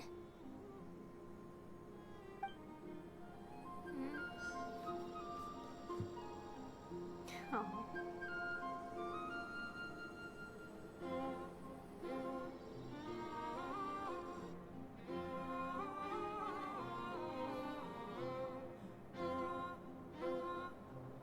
I'm sure you're both tired from playing all day. Come on, eat up. A plain, humble meal. That has always been the way of the Frostmoon Scions. Huh? How come Lamatti got a midsummer berry dessert? I always get Lockaberry. I don't mind sharing. You can have a bite of mine if I get to have a bite of yours. They're sharing food?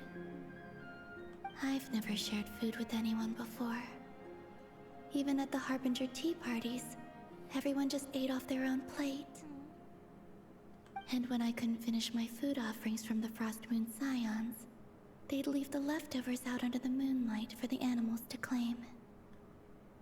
Hey! That was 2 bites! Oh, then you can have another bite of mine. Oh, you too. Oh, don't fret now. Here, have some of Granny's too. So this is what it means to be family.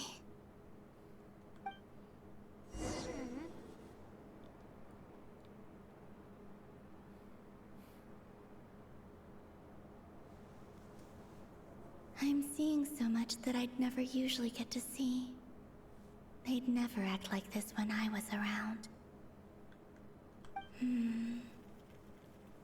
It's nice, being able to just watch people in peace in these final moments. What a rare opportunity. I think I'll go take a look around Nasha Town, too. Maybe the Traveler will be there.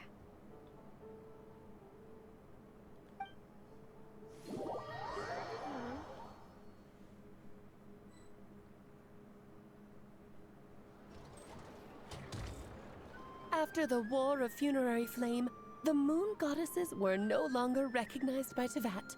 They lost the whole foundation for their existence. That's why the Moon Goddess's strength is fading. She cannot withstand the world's rejection of her. It's just like what Columbina said. The world itself is rejecting her. To be more pedantic about it, the Moon Goddesses did something to offend the heavenly principles, and that's why they were ousted. Something of a recurring theme in Teyvat's history. Theoretically, speaking so candidly should put me in their crosshairs too, but they can't tell me what to do. I'll say whatever I want. Anywho, the Moon Marrow energies were but a drop in the bucket for her, and that battle against the Rerir of Solnari only weakened her further. Fortunately, it happened close enough to Moon Prayer Night when the Kuvaki concentration here is high. That's the only reason she managed to survive this long. What do you mean, fortunately? You said she disappeared. We're too late. Ugh, what a headache. I thought this was all common knowledge. I guess I have some more explaining to do. Okay, buckle up. It's time for another lecture.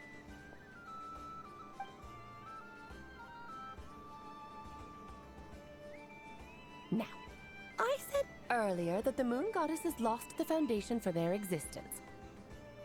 The reason for that has to do with the natural order. Basically, the rationale for their existence in Teyvat was lost. The same logic applies to the present Moon Goddess too. Consider her existence so far.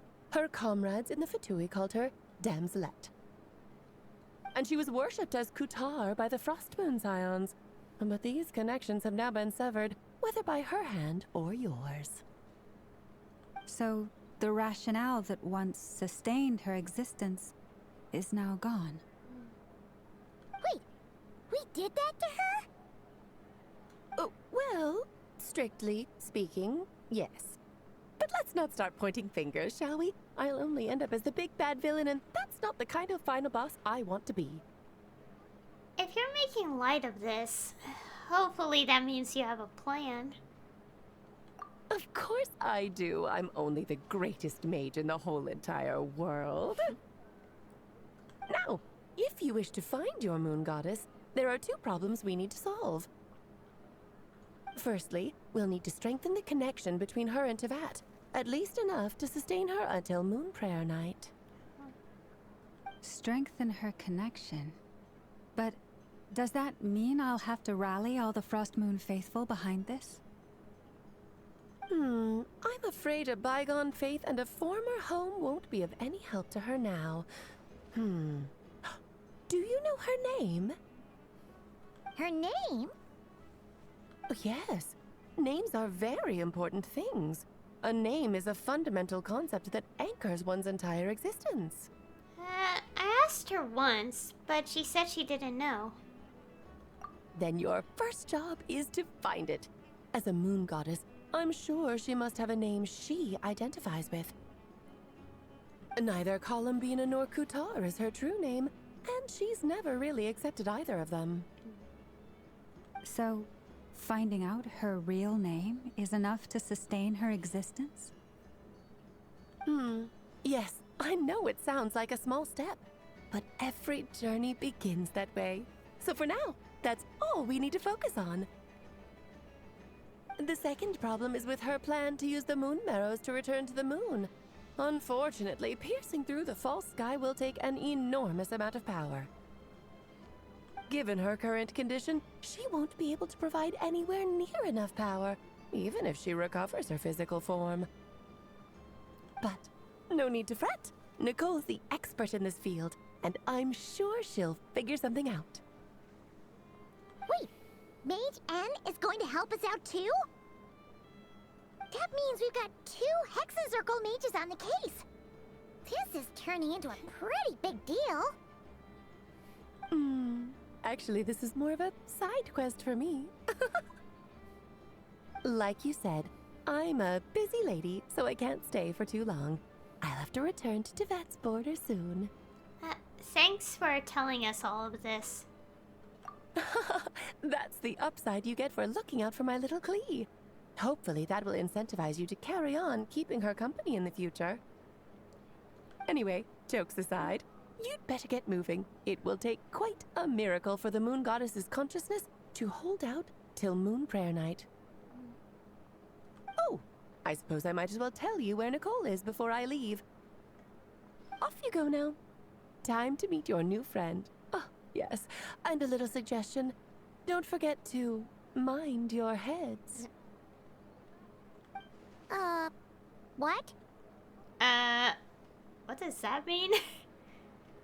I wonder how Durin's doing. I should really go see him before I head back. You really are super busy. I most certainly am. There's so many children I have to keep tabs on just in Mondstadt. Durin, Albedo, Venti, Varka. There were some unexpected names in there. Klee didn't make the list, huh? Of course not. Klee is my pride and joy. I have no qualms about her, because she's the best child in the whole wide world. Yep. Klee's a little angel. I'm glad you agree. Well, all the best. See you when I see you.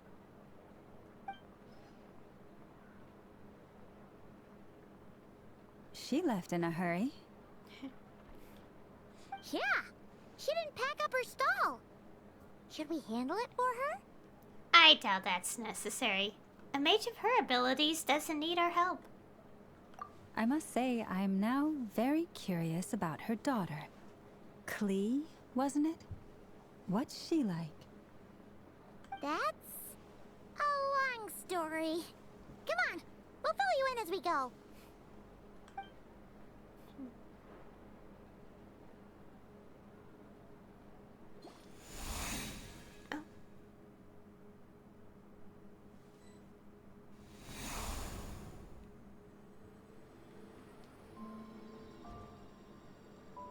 What a lively place. I've never experienced Nasha Town like this before. Hey, you old geezer! Your hammer's rusted through! Who are you calling old geezer? Are they quarreling? I'm looking right at him! You've really gone downhill since giving your daughter free rein in the workshop. Can you even swing a hammer anymore? It shouldn't take you days just to fix a single chair. You might as well use that hammer to massage my back for all the good it's doing. Don't run your mouth, or you'll get a back massage that'll put you in bed for the rest of your life. Look, the materials haven't arrived yet, all right? You know how busy it gets in the days before Moon Prayer Night. I'll bet you send all the materials to your little princess. Blood's always thicker than water, huh? All right, you've made your point, Uncle Koski. As soon as the materials arrive, fixing your chair will be the #1 priority. And Dad, if you've got time to chat, why don't you lend me a hand, See? Lolka knows what the score is. I guess they're friends. But the way they spoke to each other was so ugly. Then again, it wouldn't be the first time I've seen something like this. Columbina!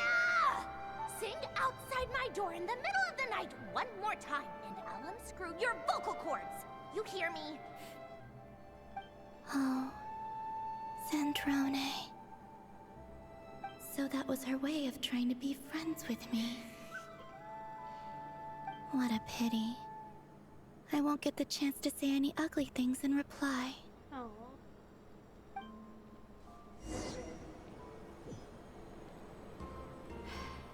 Oh my goodness.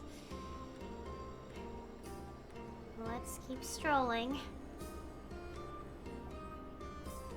Hey, have you decided what to give her for Moon Prayer Night? I sure have. She's gonna get the surprise of her life when she's least expecting it. Then I'll whip out the ring and pop the question. The surprise of her life. What a fun turn of phrase.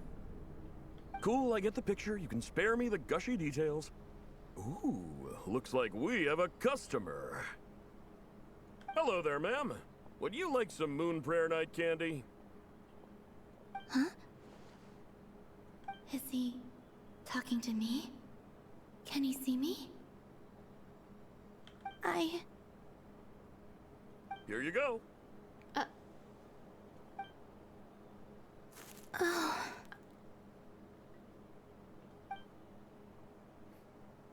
Come back anytime. Right. Now, where were we?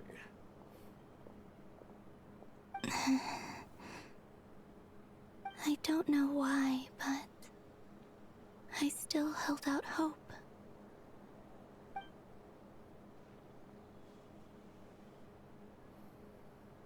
The most important thing right now is to find that mage. This name thing seems super important too, but where do we even start looking? I'd better go pay the Fatui a visit.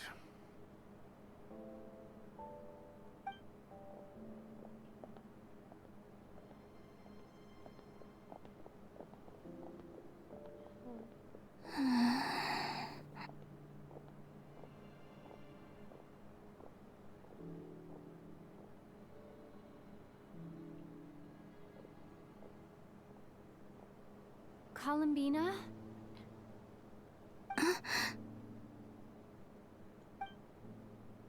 Huh?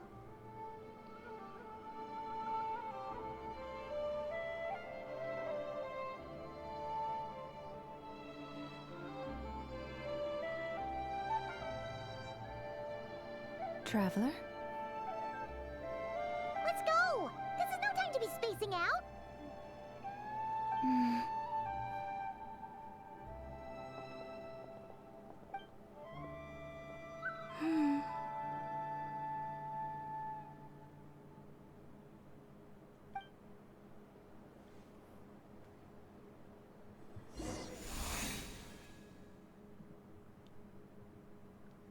Oh. Seems like Traveler is able to sense Columbina, but can't see Columbina like everyone else.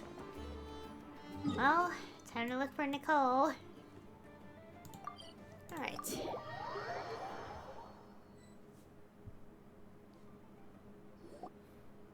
Where are they going? They mentioned a mage and... a name? So, Mr. Varka, are you acquainted with this Nicole? Or should I call her Mage N? Ah, not really. We've never met, though she has come up in conversation. From what I've gathered, Alice kinda took Nicole under her wing. Taught her how to speak in a more ladylike fashion, that kind of thing. Huh. Hard to imagine Alice as an etiquette coach. Yeah, Alice is a larger-than-life personality, I'll give you that. But then again, that's why she's able to draw such an eclectic mix of people into her inner circle. If I remember correctly, being an interesting person is actually one of her main entry requirements. So, if you ever wanted to join the Hexenzirkel, I'm sure you'd both be eligible to apply. Hey! Don't go around making promises on Alice's behalf! I wouldn't dare. I'm just trying to paint a picture of the Hexenzirkel for you. Okay, sure. Anyway, since none of us have ever met Nicole, how are we supposed to find her? We can't just go up to every woman in sight and ask, "Hey, are you Nicole?" Maybe something she's wearing will give it away? Like, a windbloom pinned to her chest or something. Wait a minute. Alice never said Nicole was from Mondstadt. Oh, true. What about a tea set? I recall that each mage has their own cup.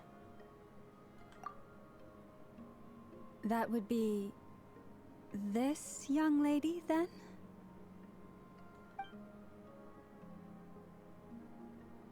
Oh.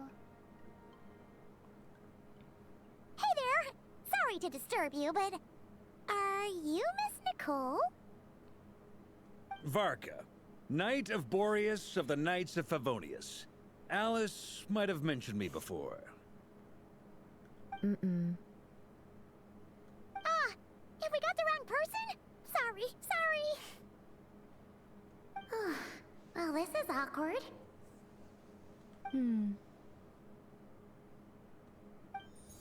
When I shook my head, I meant, no, Alice hasn't mentioned you before.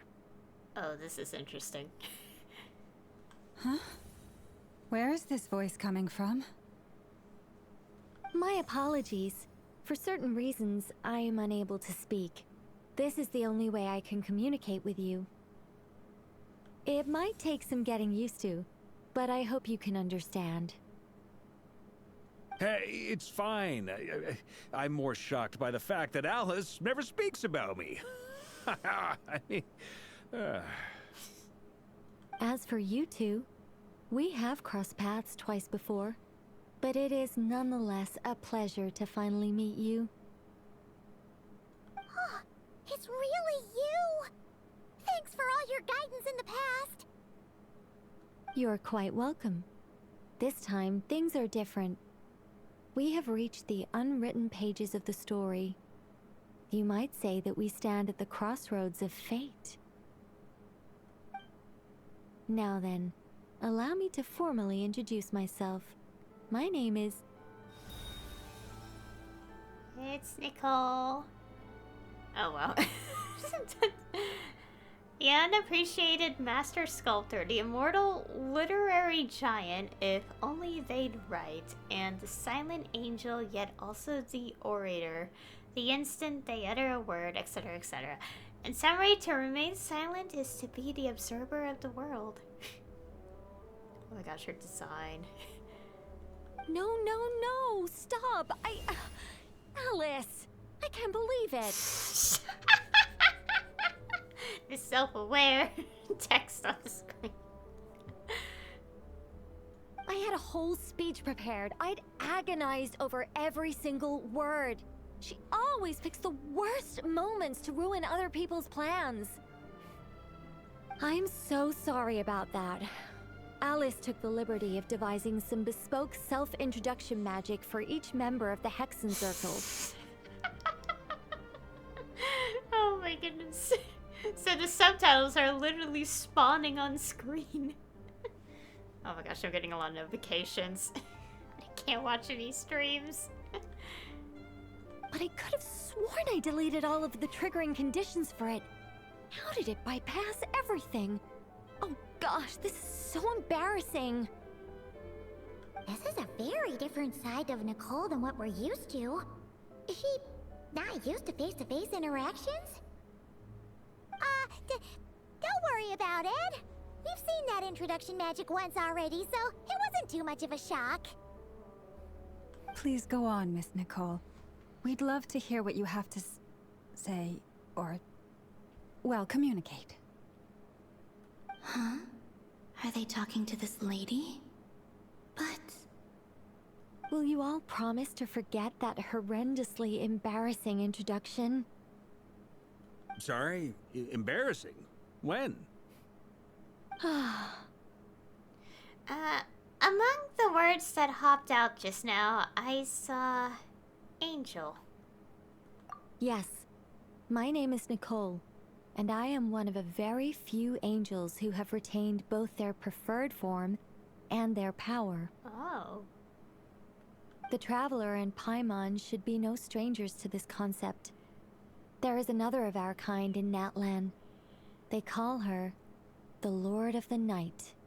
So one of the few that didn't become a little silly, basically. Alright! Paimon remembers her. But we've never seen her in person. Yes.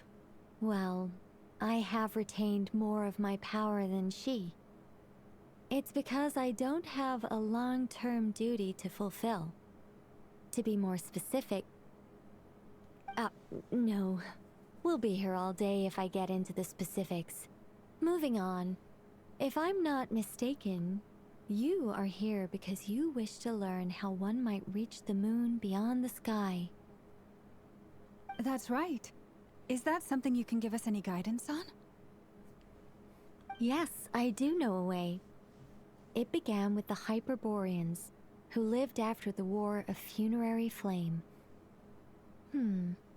Blank looks. Maybe I should start with the background of the war.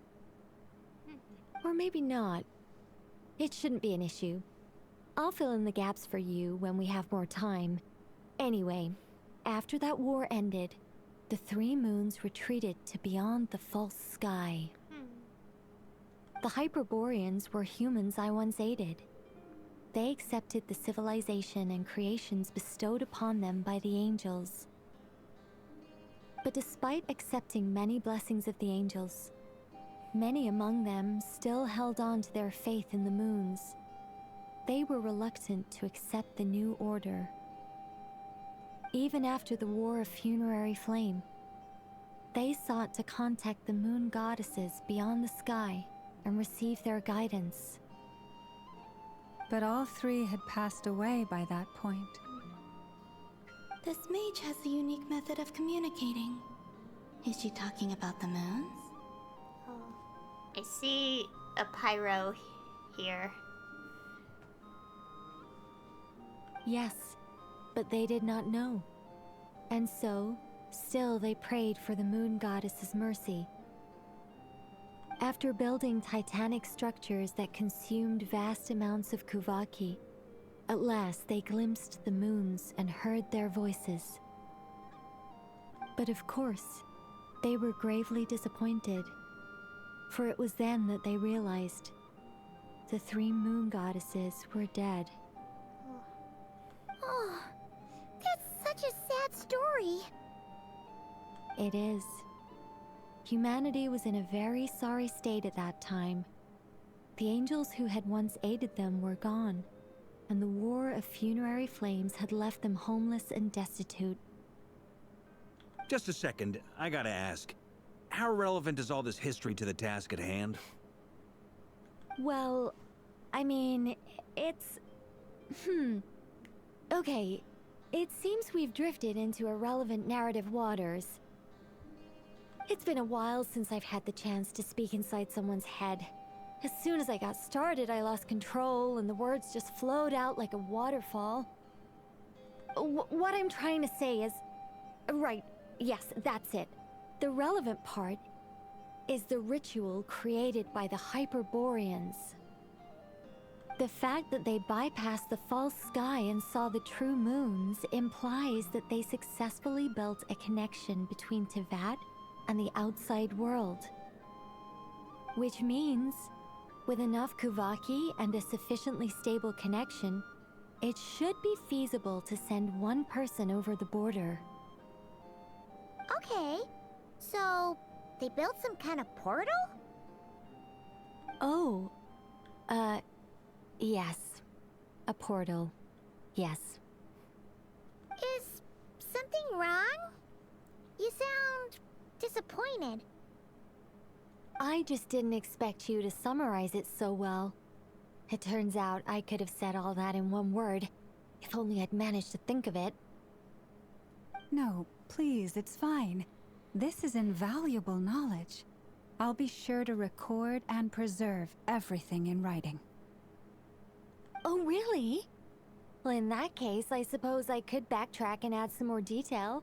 I did gloss over a few things so far. Whoa, whoa, whoa, time out. Let's summarize what we've got first. The Hyperboreans were the last ones to use this method, right? So we somehow need to find whatever structure they built and make sure there's enough Kuvaki to power it up. Luckily, we have the moon marrow of both the eternal and iridescent moons, so we're all good for Kuvaki. Which means the key issue we need to focus on is finding the place. Am I right so far? Yes. Although, I expect the structure is long gone by now. That said, what if we could take advantage of the phantoms to travel back to a time when it still existed? Well, travel back isn't quite accurate. It's more like we'd be creating a handshake between 2 points in space-time.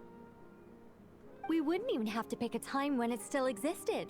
It could just be a time when it still appeared in phantom form via projection, or we could project our own phantoms, fold them together at... You look lost. Was that too hard to follow?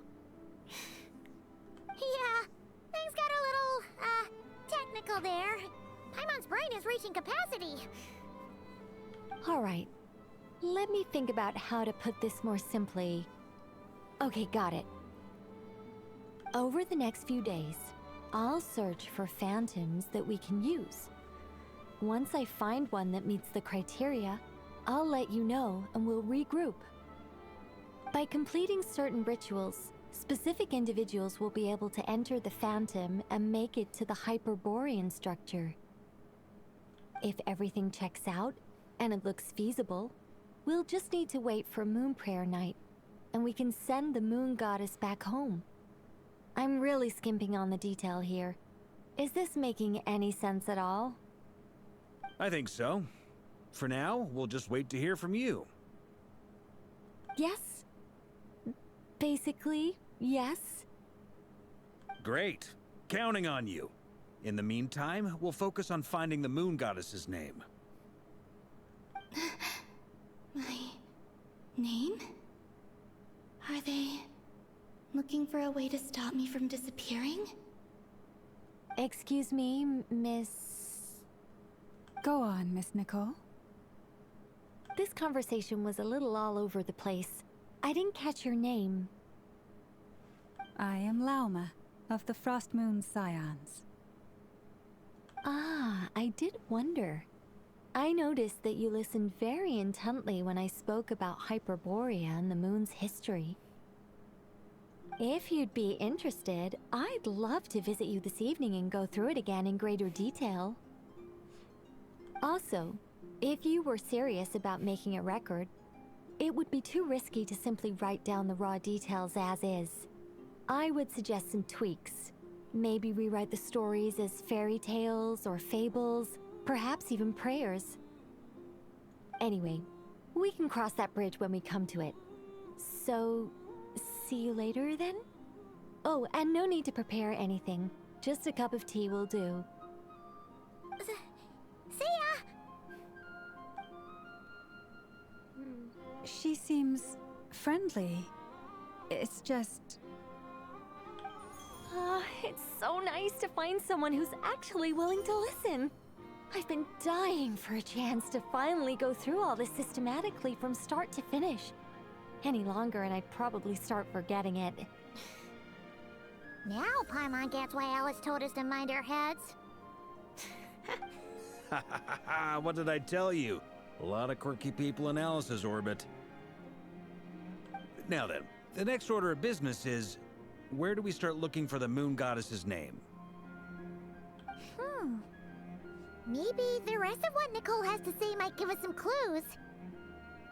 Once I've heard her out, I'll summarize the salient points and share them with you all. I'm also inclined to review our other documents. Yes, our faith was first established by our Hyperborean ancestors, but many of the more factually accurate records are from after Kuthar's birth. I have a hunch that the Fatui might know something too. Sounds like we're gonna follow Columbina's journey through Duvat, huh? In that case, we'll start by heading to the Frostmoon Enclave. Sounds like a plan. Take this with you. I'll see about getting in touch with the Fatui. It'll probably just be Arlecchino and Sandroni again.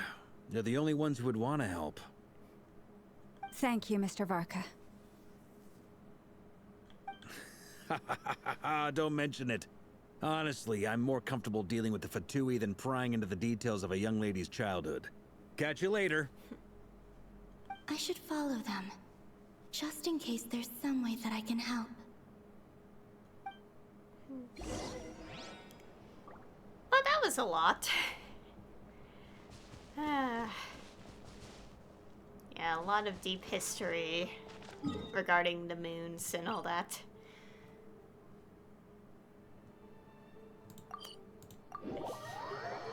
I'm gonna be honest, it was a little hard to follow because it was indeed a lot of information. Makes sense. But it's also so interesting because it's like, oh my gosh!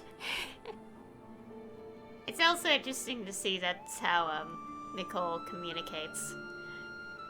She did say that it's like... Actually, did she say it, or did the text bubble say that? The spell of introduction. It's one of those. And it's interesting, like, not speaking because she strictly wants to remain an observer of sorts. A while ago, I took the time to organize all documents in our possession that pertain to Kuthar. What you see here is the material I consider reliable. You're saying there's unreliable material too? Yes. Most of the information we have was transmitted through an oral tradition. Inevitably, some of her stories were mythologized and deified over the years through countless retellings. That's why I organized them into reliable and unreliable. There's no sense seeking answers in history unless we can ensure the veracity of the historical record. Makes sense. Alright, let's take a look through. Clear and concise would be one way to describe the writing style of these historical records, but you could just as easily describe them as terse and dry. And since Llama already knows the material like the back of her hand, the quest to find any new information in these texts is tough going. Almost all these records refer to Kutar instead of Columbina. Although neither of those is her real name. Paimon's not sure what point she's trying to make. What we can gather from these records is that the Frostmoon Scions worshipped her as a god, placing impossible expectations upon her. I cannot fault them for their earnest faith, but for all their devotion, worshipping her day in, day out changed nothing. I imagine that none of it resonated with Columbina.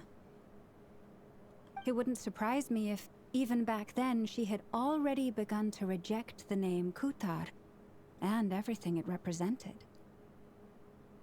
Llama speaks the truth.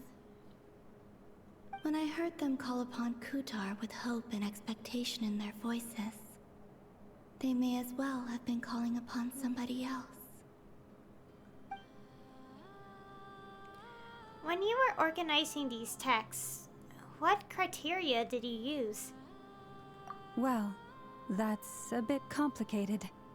I looked at the level of detail, perceived authenticity, prose style, and how realistic their portrayal of Kutar seemed to be. Amongst the Frostmoon Scions of today, only I know of her existence, and I alone have spoken to her face to face. As such, I know that there are certain things she simply would never do. That being said, I have sensed some changes in her lately. Changes? Me? Oh, seems like this is getting us nowhere. Oh, for what it's worth, why don't we check the unreliable sources too? Sure. Give me a moment.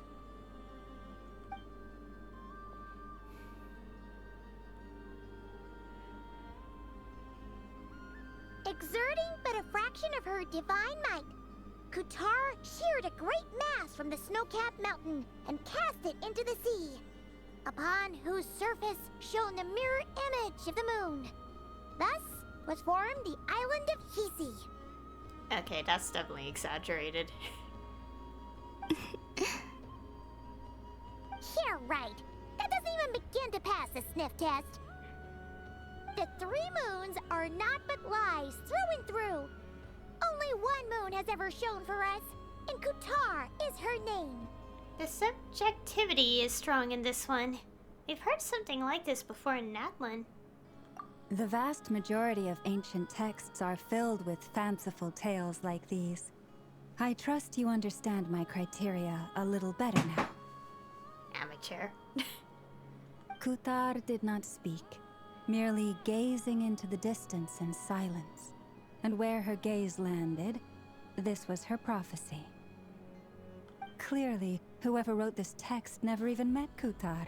Otherwise, they'd know that her eyes are always closed. What about you, Traveler? What are you reading? Seems like a collection of anecdotes. Come on, let Paimon see. The child wished to build a wooden nest with which to shield a fledgling bird from the cold. But being so young and lacking in strength, the child could not snap the branches from the trees. Kutar was passing by. Upon seeing the child, she summoned forth a Kuhenki, who built a beautiful nest for the child. I remember that. Not knowing the meaning of Kutar's divine intervention, the child dared not to respond, and thus ran home to call their parents. But Kutar was gone. The Moon Chanter declared the event a miracle and took the nest as a relic, placing it on high for all to see. The child was named as one favored by the goddess and was greatly respected amongst the people. Yet, no further miracles were bestowed, and this matter was forgotten in but a few years. Huh. Any thoughts after reading that? If it's true, it gives off a somewhat lonesome feeling. Yeah. Columbina probably just wanted to join the kid in making nests. Ah. I'd originally considered this a fabrication, because Kutar did not perform any similar actions in subsequent records. But now that I think about it, it does seem like something Columbina would do. It's just that... She didn't know how other people would interpret her actions. She was probably worried about making things difficult for people. So, she gradually stopped joining in. Yes. Oh, that's so sad.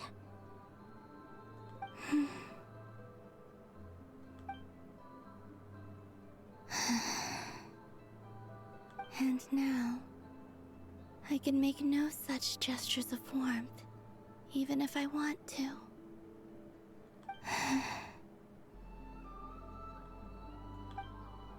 Still no name. That's a bit of a shame. But we did learn some interesting stories. That's gotta count for something. Barca said he was gonna set up a meeting with Arlecchino and Sandrone, right? Let's go back to Nasha Town and see how he's doing. Okay, let's do that. Well, that was something.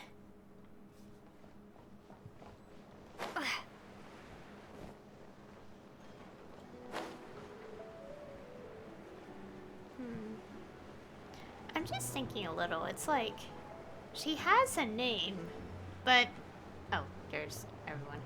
Like she has a name, but no one, not even herself, knows. So it's like, if you think about it, it's like how does a name work in this context? Like how, like did it like manifest? Like I don't know. It makes you think because it's kind of weird, but also, huh? Who knows? Anyways. Let's see. There's Barca. Oh, and it's Durin and Albedo too. Talk about coincidences. We meet again. Yeah, this is pretty much the same place we bumped into each other last time. I convinced them to stick around a little longer. We were all waiting on people, so I figured having a little company would help pass the time. Ah, so you've been waiting for us? Does this mean that you've already arranged things with the Fatui? Sure does. Now you're back, we can go meet up with them together. How'd your investigation at the Frost Moon Enclave go? Well, we didn't find out Columbina's true name. But apart from that, it went pretty well. We learned some stories from her early days. Aha, just as well that I didn't tag along then. I'm sure our moon goddess wouldn't want every man and his dog knowing all about her private life. Still, desperate times, desperate measures, I guess. Someone had to do it. So, Barca was waiting on us, but what about you two? Are you waiting for Alice? Oh, no. We already met with her. We discussed that experiment I mentioned to you last time. Oh, and she also handed me this communication device. Oh, this looks familiar. I'm sure I saw one of these back on the Golden Apple Archipelago. Was it also in... I haven't done a quest, but I think this little device shows up too. That's right. I understand she informed you about the relationship between the Phantom Phenomena and Tevat's borders, yes? She wants me to help her with some more experiments on that front. She said that she'll contact me through this device with more information. Ah, I see. Following instructions and making observations. Pretty common research method. Takes me right back to Albedo's lab. Wait, then who exactly are you meeting? Someone you know. Albedo's met him too. But I don't think Miss Lauma or the Grand Master have been introduced. Oh, I know who it is, I think. Introductions are overrated.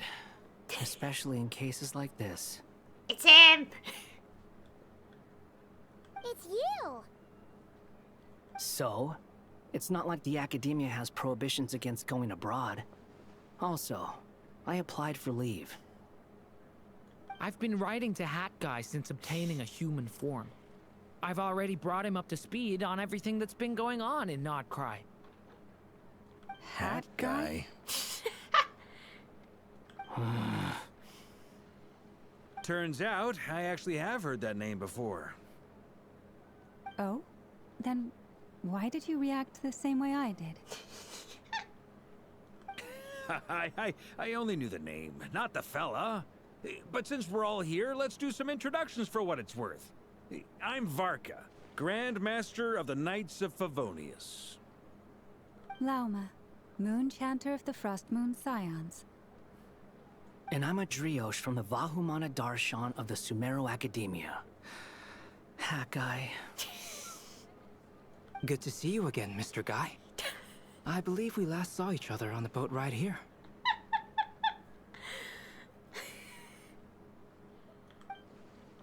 So they came to Nod-Krai together. Mind you, the only reason I came here is because there's someone I want to look into. Who's that? The Doctor, also known as Dottore, second of the Fatui Harbingers. Just as I thought. From the tone of your voice, it sounds like there's bad blood between you. I was reviewing our archives and noticed that a lot of information about him was missing. Left a bad taste in my mouth. That's all there is to it. Dottore, or Zondik, as he was then known, once studied at the Academia, but he got kicked out before he could graduate. Zandik? I've heard that name before. Back in the ruins, when the Ibis King mentioned that student. That was the Doctor? Yeah, this is information that people pieced together pretty early on. And obviously the cutscene we saw... Yeah. Anyways. So the Harbinger's #2 man is a college dropout? How embarrassing for them. That's one way to put it. Last we heard, he was planning something. We actually heard that a few times before, even coming to Nod-Krai. But we haven't seen a trace of him since we got here. He only appears when something interests him. For all we know, he might have left already. But the fact he did something here at all is worth noting. It'll fill a couple extra lines in his file. Why does it sound less like a file you're writing and more like a criminal record? Anyway, we were just about to meet 2 of the other Harbingers. Want to come along? You might learn a thing or two about him there. Sure. Even though they're Harbingers, well, they're old acquaintances of ours, so, you know, when you talk to them, try to be... I got it. The Frost Moon Scion's relations with the Fatui remain tense. Forgive me if I do not attend. In that case, we'll continue assisting Miss Alice with her experiments. Good stuff. Everyone's having a fruitful time. All right, we better get going. I'll lead the way.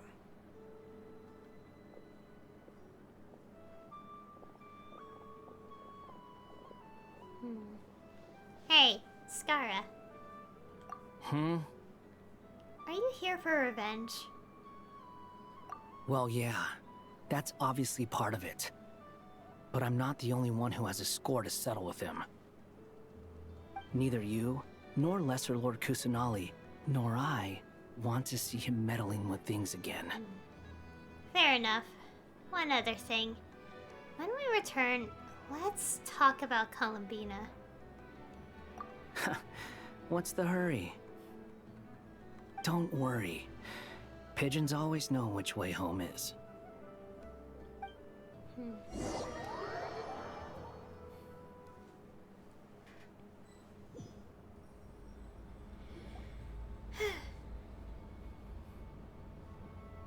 You made it. Who is this? A scholar from Sumeru.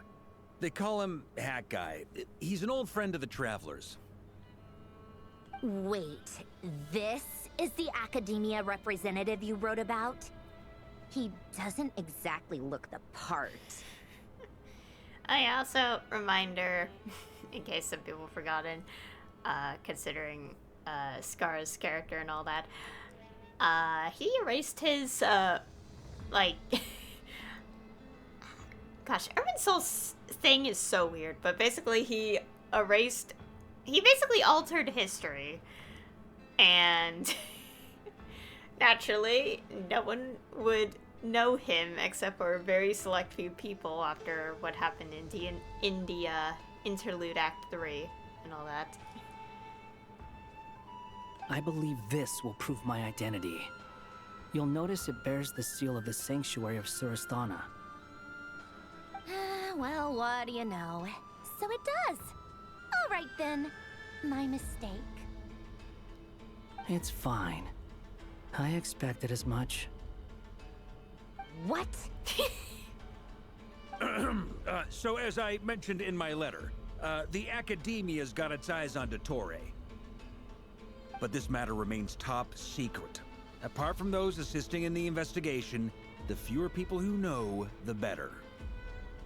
If anyone asks, I'm here in Nod-Krai to pursue my personal academic interests. Gotta say, Varka, you did pretty well to keep all this under wraps for so long. Sounds like you got in touch with the Academia about this way back. you flatter me. You're all harbingers. What reason would you have to do... What reason would you have to disclose information about Dottore? Where do I even start? Remember that time we fought Rerir at Star Sand Shoal? He sure let me have it then, didn't he? I'll bet Dottore had that all sketched out, with me as his convenient little pawn. He could not care less about us if he tried, but hey! The feeling's mutual.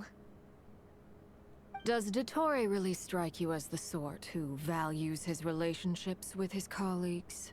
Nope. Not at all. Fair point. Definitely not. Which is why I always keep my guard up whenever he starts making suspicious moves. To that extent, our motivations align. On top of which, I consider you trustworthy people. Now, back on topic. In the wake of the Rerir of Solnari episode, Sandrone and I grew suspicious about Dottore's complete inaction during the entire affair. So we tried to find out what he'd been up to, but unfortunately to no avail. He never lets anyone in on his plans. The more he cares about something, the more secretive he gets. Indeed. Perhaps he believes that by keeping a low profile, he can avoid trouble. But that trick isn't going to work on his colleagues. Yeah, I mean, he's been researching the ancient moon's remnants. And he's been trying to get his paws on the moon marrows. Only an idiot would believe he doesn't have something more planned. With this in mind, I returned to Snezhnaya and relayed my thoughts to Her Majesty the Tsaritsa, entreating her to have him recalled. That's pretty direct. Did the Tsaritsa agree? Yes. I made it abundantly clear that the Fatui's business in Nod-Krai is almost concluded, and we do not need 3 harbingers in this territory. Her Majesty concurred. Accordingly, Dottore has returned at her orders. I imagine he is continuing with experiments, which no one besides he would ever have any interest in. Common sense might mean nothing to him, but he's not stupid. He knows that no good can come from opposing the Tsaritsa. Smarts alone won't get him all the way. He needs the Rooster's resources and Regrator's Mora, both of which the Tsaritsa can strip from him by waggling a finger. But doesn't he have a track record of publicly following orders while going against them in private? He probably has it down to a fine art by now. Wouldn't put it past him. We worked together on a research project once. Only briefly, but it was enough to show me that we're fundamentally different people. He has no interest in doing things methodically, stage by stage. His thoughts jump all over the place, and the moment his curiosity is satisfied, or he gets the results he wants, he disappears. The only similarity we share is that, once we set our minds on doing something, we will see it done, whatever it takes. Oh, we definitely saw some of that in your battle with Rerir. You got so competitive. Ugh, do not remind me. Then I believe we all concur. Dottore will not simply give up. Fantastic. Now this is turning into a whole day of unpleasant memories. Ugh. Are you talking about the moon marrow stuff? He also strikes me as the kind of person to disregard experimental regulations, ruin all the equipment, and go way over budget. then leave the first person he can find to deal with the fallout. Exactly! This one time, he was running some high-temperature experiment and the substance exploded. But does he care? No! He orders his subordinates to open the device so he can observe the results, which causes the gas inside to leak out. That gas was poisonous! If I hadn't been there, who knows how many people might have died? And after all that, he left while I was still cleaning up after his mess. What a waste of time, he said.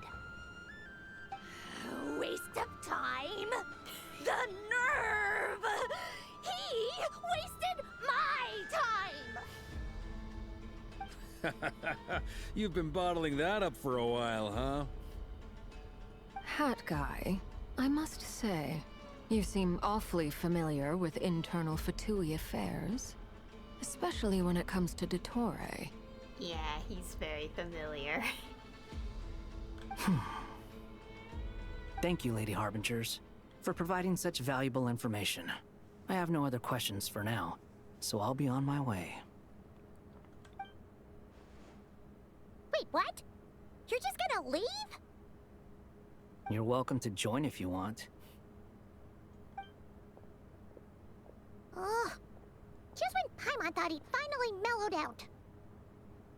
He makes quite the impression. I'll say, I've met tons of headstrong people, but not many of them would join me in bad-mouthing Dottore. Anyway, back to the main agenda. Barca, you said that Columbina has gone missing? Or rather, disappeared. Yeah. We're working on building a connection between her and this world. The simplest method is to find out her real name. I've actually asked her that question before, but she said she didn't know. Considering our relationship, I doubt she was lying to me. She could have just given you a synonym. What did she do while she was with the Fatui? As far as I recall, she was never dispatched by Her Majesty to claim a gnosis or anything like that. The Tsaritsa's plans had long contained a place specifically for her. I always thought that was weird. What could she do that the rest of us couldn't? Knowing what we do now, it's probably something related to Kavaki, right? More than likely. When she first arrived, Columbina would often go to Her Majesty and ask when she could start the task assigned to her. But Her Majesty always gave the same reply. The time has not yet come. So she spent her days in Snezhnaya doing basically nothing. The Tsaritsa has summoned a beautiful blind maiden to be a harbinger, giving her the third seat by virtue only of her enchanting voice. It was a dumb and stupid rumor, but the reality of the situation made it hard to refute. And what happened after that? I imagine she stopped caring. She no longer seemed to care why she had been recruited, and Her Majesty never gave her any missions, so she just continued to sing in the flower garden. For my part, I was busy. So busy, in fact, that watching someone be that idol had me fuming. But still, I got the sense that she had long been used to a life of other people claiming she was needed when she wasn't. I just felt that having a place to stay would cost me something eventually. And so I waited quietly for the day that I would have to pay the price. And on the other end of that spectrum, you had me. Someone once told me that I had the lousiest work and the toughest luck. That's a good way of putting it.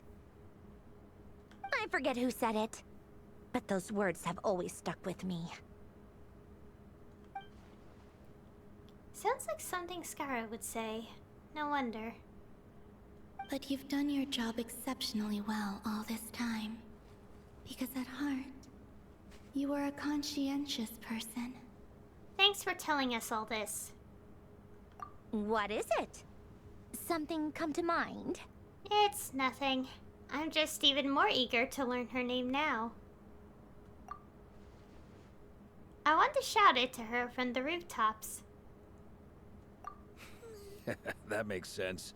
Nothing screams you are needed like your name shouted from across the town.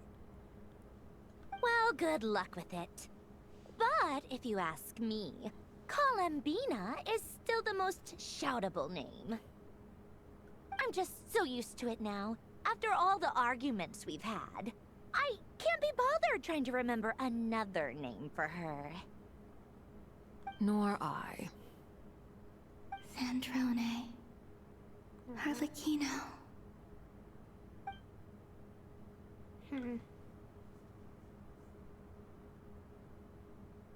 Huh! It's a Sealy! Does that mean Nicole has news for us? Ladies, I thank you for your hospitality. If the chance ever comes up, I definitely owe you both a drink sometime. I'm sure it will. You can make your own way out. Heck, you've been here enough times, you probably know your way around better than I do. Take care, everyone. I'll be in touch if the situation changes. Okay, time to do what adventurers do best. Follow that Sealy!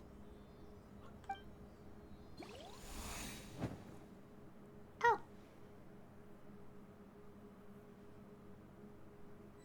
Going to... Oh. Here you are.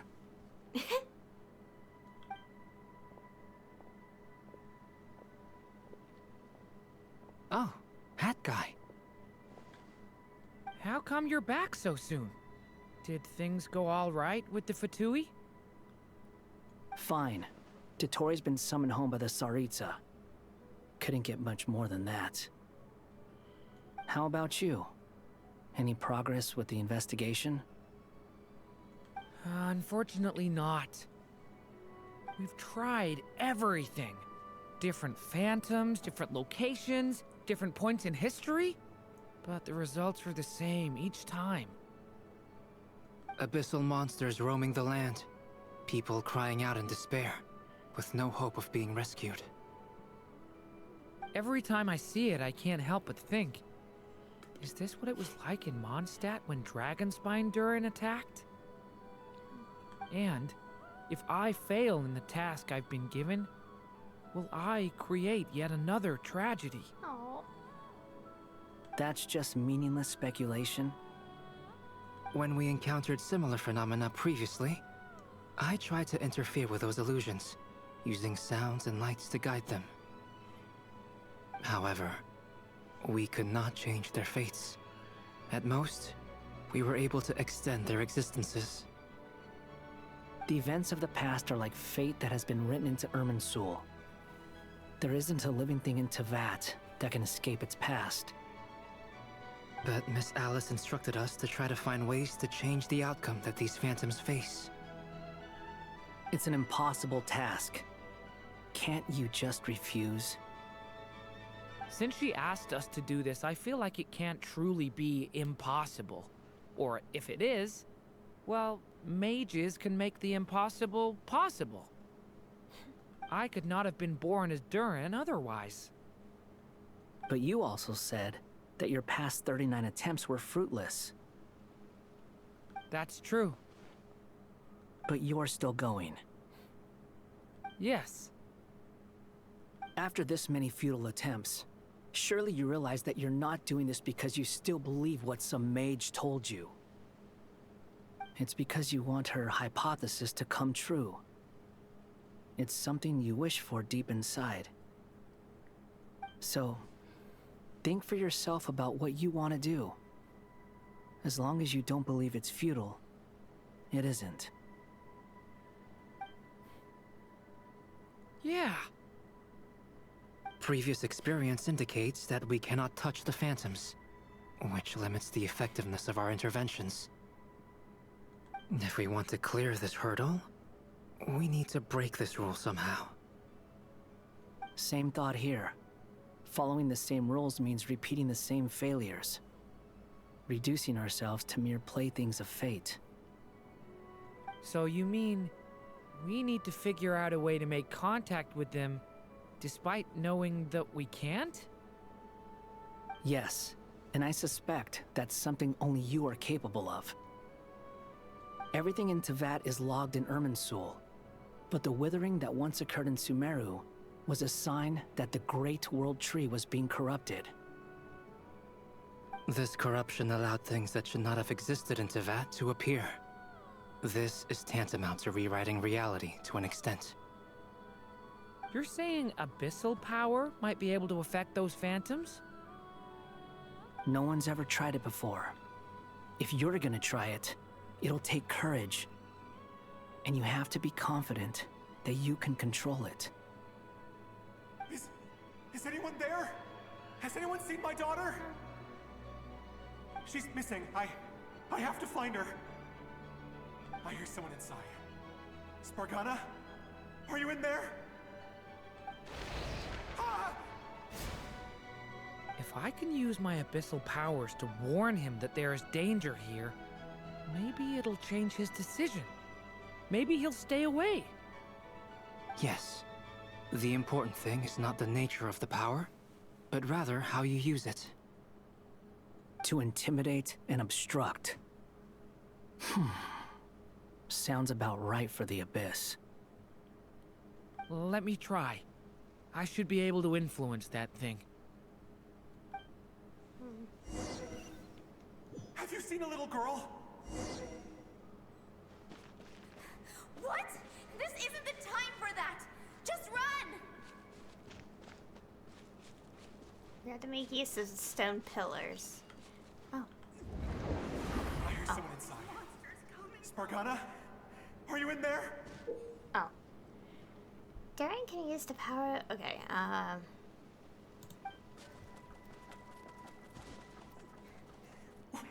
What is this? Looks dangerous. I should get out of here.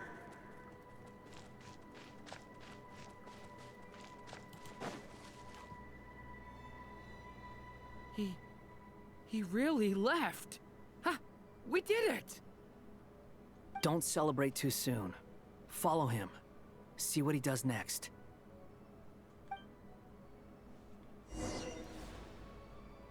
Monsters approaching from the front. You need to stop them and create an opportunity for him to hide.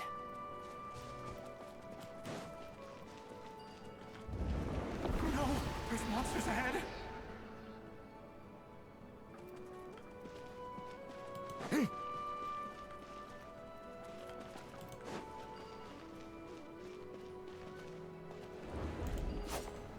Oh, whoops.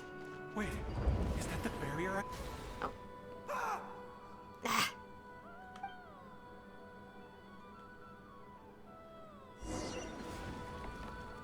Monsters approaching from the front. You need to stop them and create an opportunity for him to hide.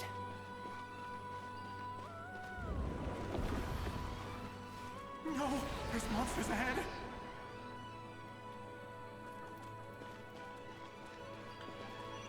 Wait, is that the barrier I saw earlier? Why is it appearing now? It's as if someone's controlling it. There you go. The monsters are gone. Is it safe now?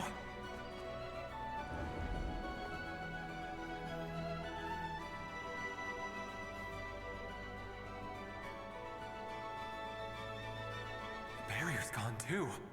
How odd. Anyway, I guess I'll keep going. Quickly, let's keep up.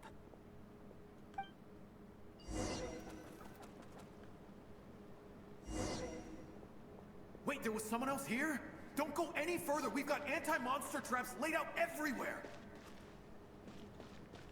But my daughter must just be up ahead. I have to go. This way's blocked.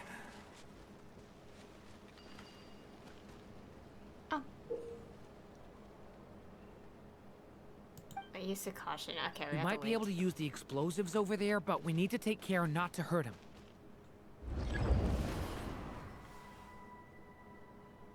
I'll use the barrier to keep him at a safe distance. This barrier seems to be helping me somehow.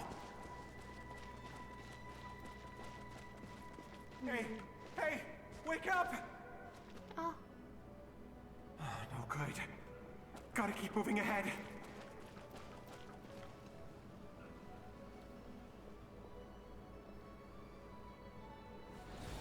So many monsters! There's still a chance, Durin. Use the traps.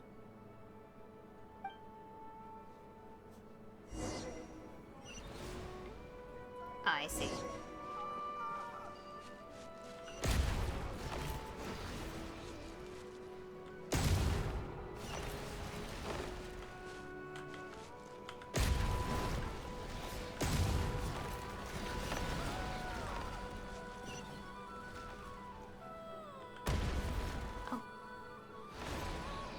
Help me! Oh, I had to. What? Oh, this is gonna be annoying. Hey!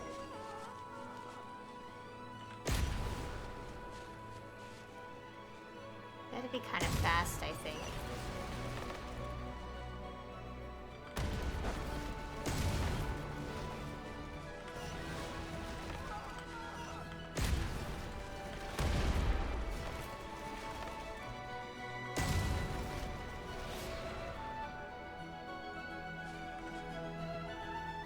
This is a new development. I've never seen this happen before. We might just be able to save this person.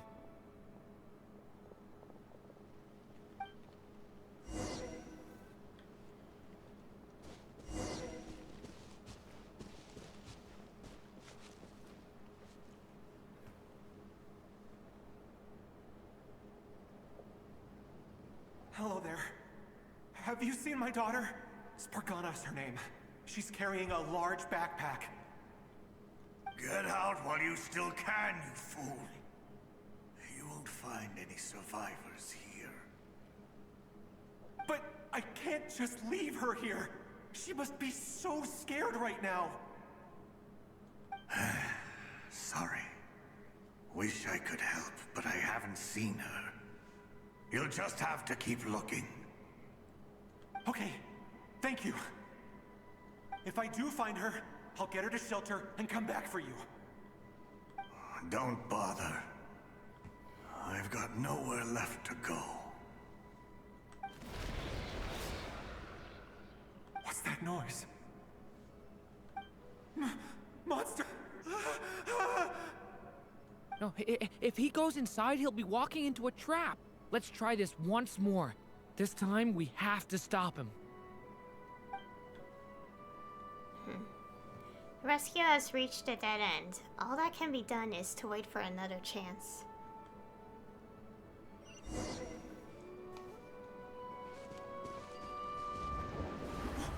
Why? How will I know where Spargana's gone like this? You know what? I'll trust this strange barrier. It's gotten me this far after all.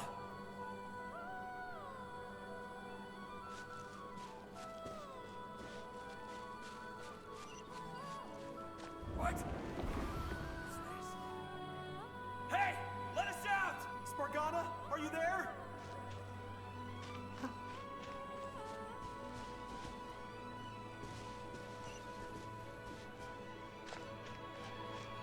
Oh, I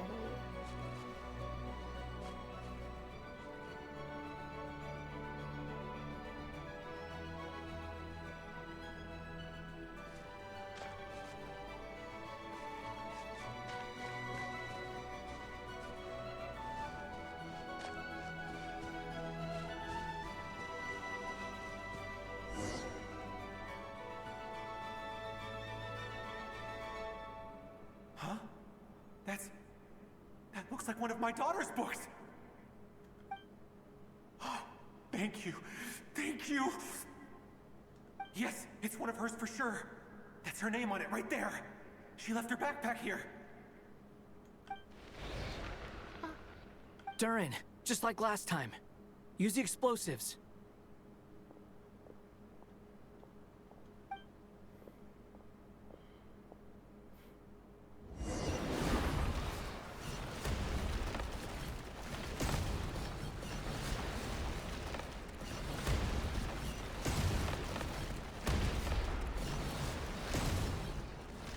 Oh gosh. It won't work. There's not enough left. If he makes it in, he'll die. But then, this clue could be the key to him finding his daughter. It might not be the only one. Better he misses that clue than loses his life.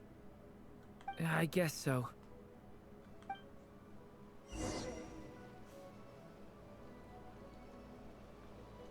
Stop him, Durin. We can't let him get any further in. That's my daughter's book! She's passed this way! Why? Why won't you let me go in? I've searched and searched and searched just for this! But how will I find her without any clues? I no longer have anywhere else to go.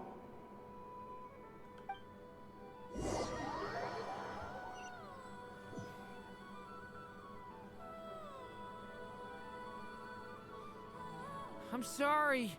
I'm so sorry. He refuses to go anywhere else. Whether he opens this door or not, all that awaits him now is death. We couldn't change his fate. Albedo? Hat Guy? Let's try one more time. I don't know how we're gonna do this, but I don't want to give up either.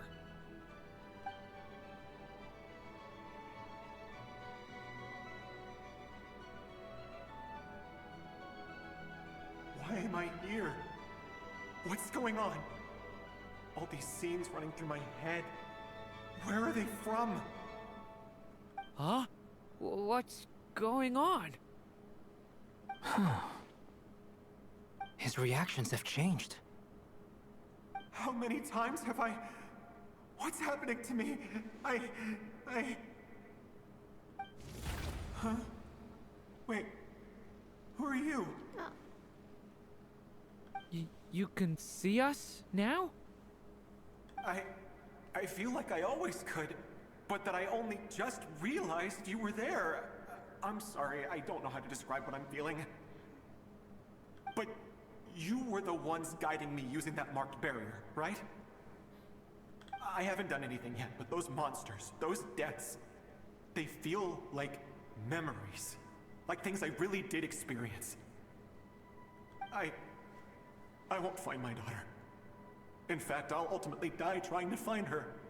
Isn't that right? Well, no, it isn't. Yes, it is. Even so, we're trying to find a way out of this. You've not seen my daughter either, have you? It seems she really isn't here.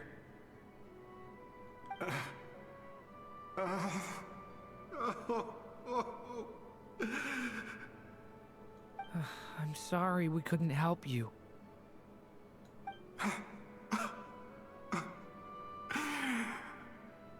I'm just tired. Maybe this is destiny. Maybe it doesn't matter how hard I search. How long do I have left? Experience says 15 to 20 minutes. 15 to 20. Thank you for all your help. Let's rest a while. You look exhausted too. Now's not the time for you to start pitying us. It's not pity. I'm just realizing that I've only got 10 or so minutes left. You know?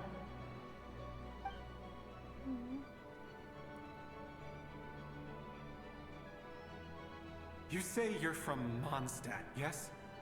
A place with windmills, where people enjoy limitless freedom?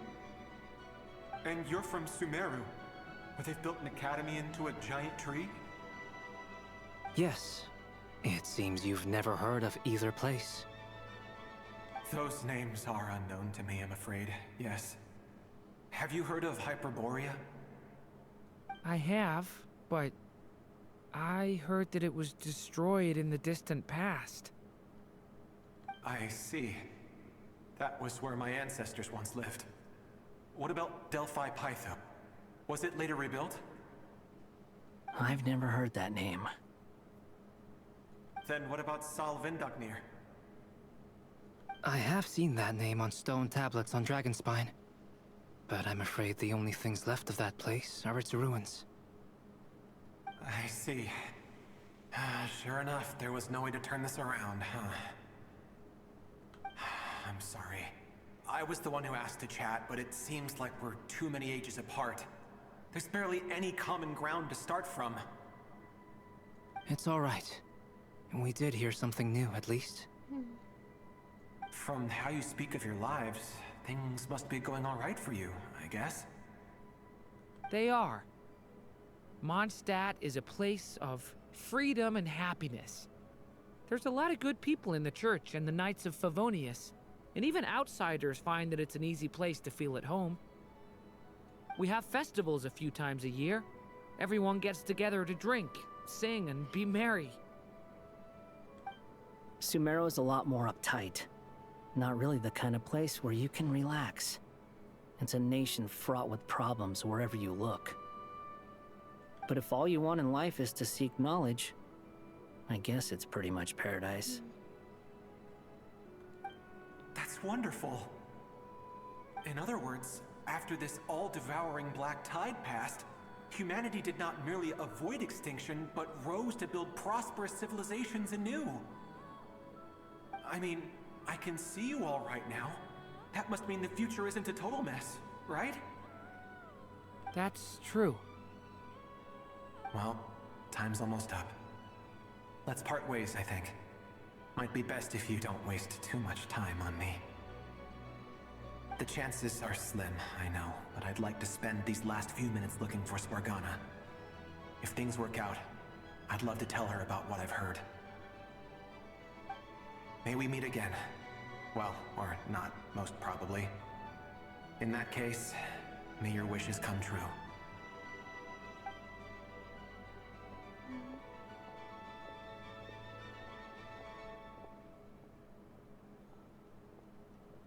He's gone.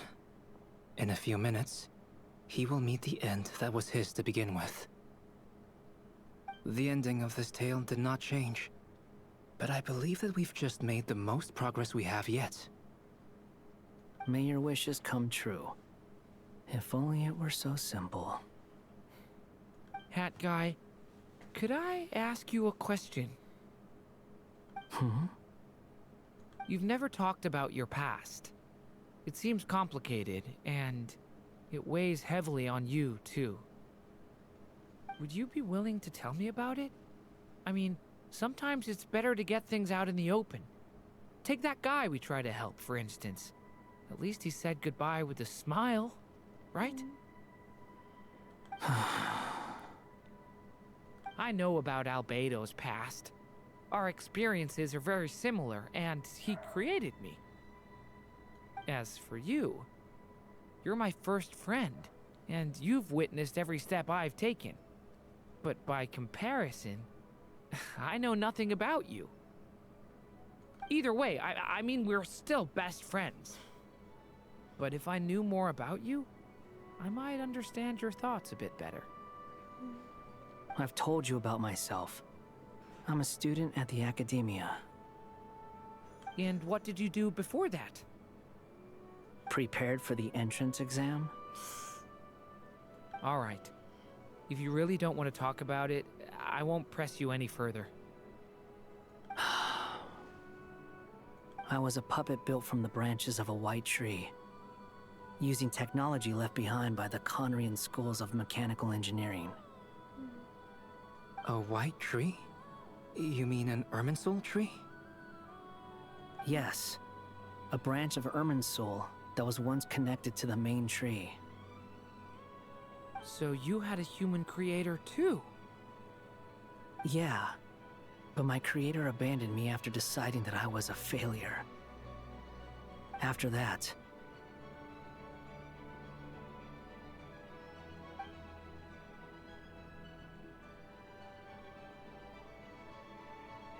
Durin. Resisting the influence of the Abyss, suppressing the urge to destroy, trying to do the right thing. None of these things are easy. But no matter how hard they are, trying to rewrite past wrongs is far harder. You asked me if you would create a new tragedy if you failed. I told you there was no point speculating about that. But the real answer is, yes, you absolutely will. That guy. But at least you've got people here to help steer you away from the wrong path. So, just keep aiming towards the light. I will. I promise. All right, break time's over. Hello? Durin speaking.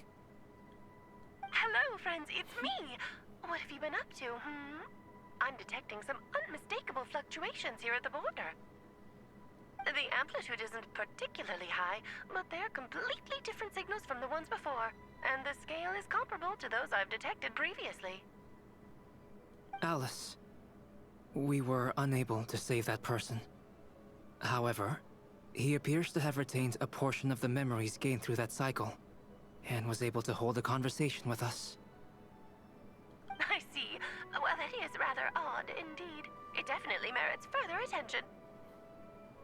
Could I trouble you to keep trying the same approach? I need to gather some more data. Counting on you. I should probably have Nicole come and check this out as well. Oh, that's the end of Act 5. I had a feeling we were getting close to the end of Act 5. Oh. There you are. I was worried you might stop to collect treasure chests opened by the Seelie along the way. It would have taken you so much longer to get here. I guess I'll just let this play and then wrap it up. I don't want to do Act 6 today. It'll be like 3 more hours and I have things to do after I do pulls. Another conversation I cannot hear. Oh no. I am delighted to see that you understand what takes priority, and that your adventurer's instinct has not swayed your resolve. Really, I must applaud you for it. You should know. Paimon's head. Okay, I'll try and keep it short. My senses are telling me that this is where we shall find the entrance to the ruins. Oh, cool! Well, what are we waiting for? Let's open it up and see! Patience. This was a sanctuary of great importance to the Hyperboreans. A special process is required to open the gate.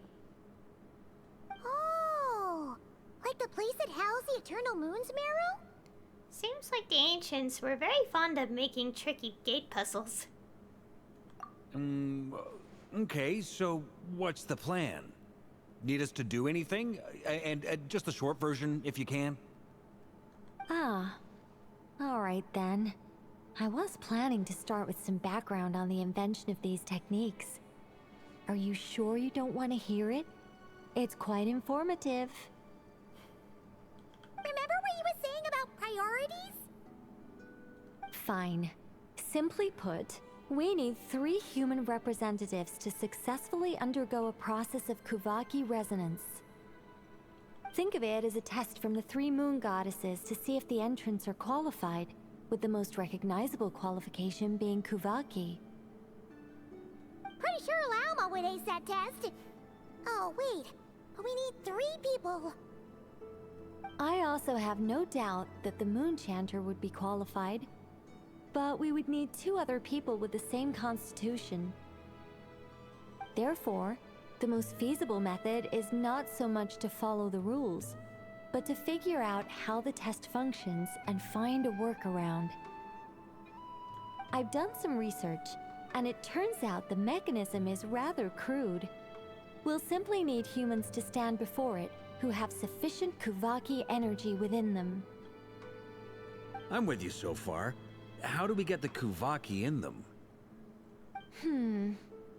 The easiest way would be transfusion.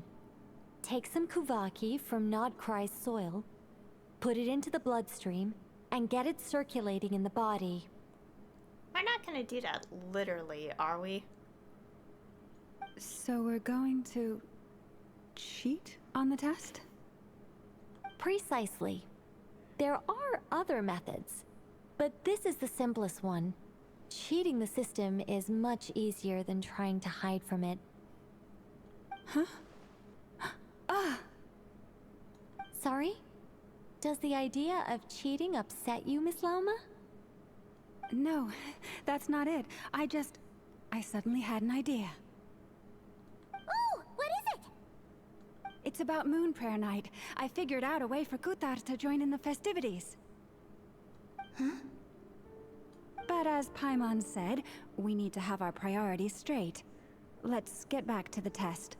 I'll follow up with Nefer on the festival arrangements. Oh, okay. Anyway, is this really the best method we have? A Kuvaki transfusion sounds dangerous, no matter how you slice it.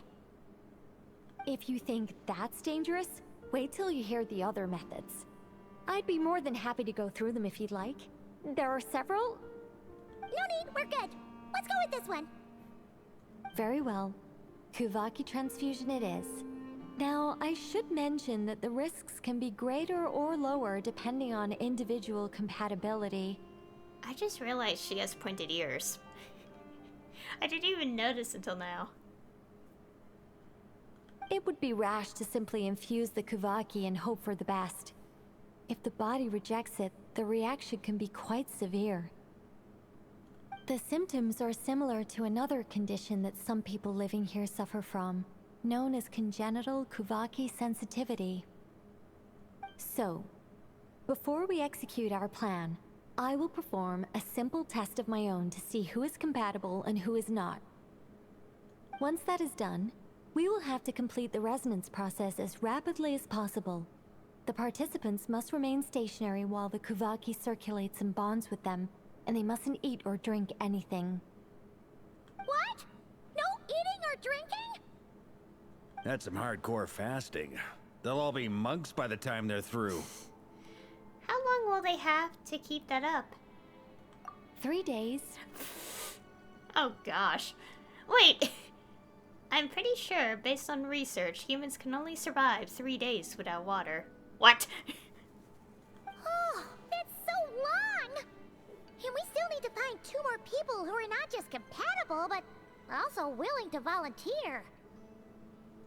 Fasting? What are they talking about? I'm willing to volunteer.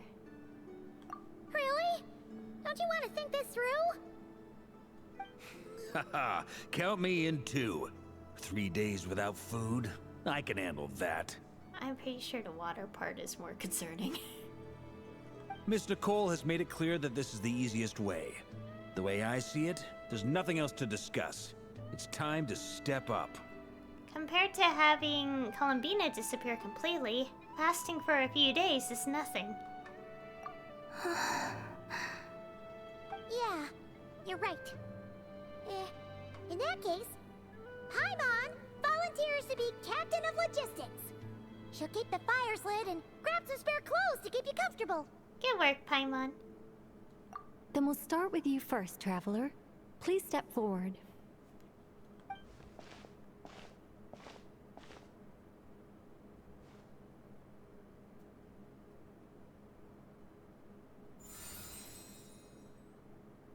How's it going?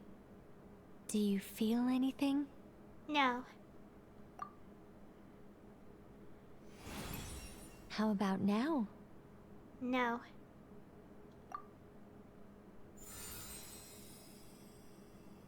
And now?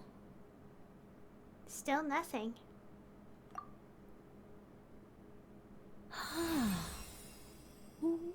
What about now?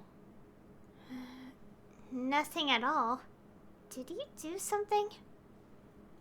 You guys, it's not a competition, you know. All right, I'm officially impressed. Even as a descender, you can withstand far more than I imagined. It's like I summoned a giant stone titan to arm wrestle you, and your arm hasn't even moved an inch. In my last attempt, I infused 5 times the amount of Kuvaki required. Is that much? Yes. Safe to say, compatibility won't be an issue for you. You're eligible to join. You're next, Mr. Varka. Sure, here goes nothing. All right. I'll start where we left off. 5 times the required Kuvaki dose. Okay. Whoa, whoa, whoa, hey, wait a minute. How's it going? I don't know what to say. Ooh, no, not great. I kind of want to puke. Feels like I've been drinking too much. A few bottles of wine, then a big stein of Dark Horse. Some hard liquor from Liyue mixed in. What's this expression? I couldn't.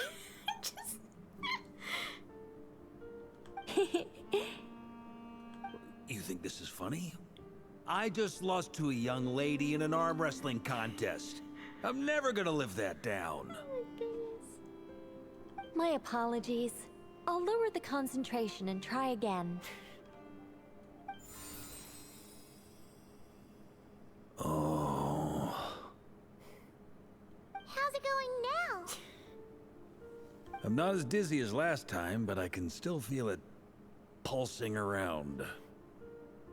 In that case, you wouldn't be an ideal choice, Mr. Varka. Let's try someone else. Okay. Let's go ask some of our other friends then.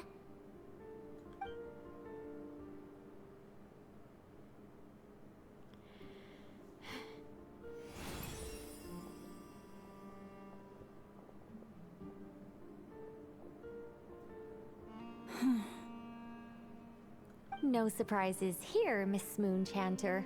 You're perfectly compatible. You may join.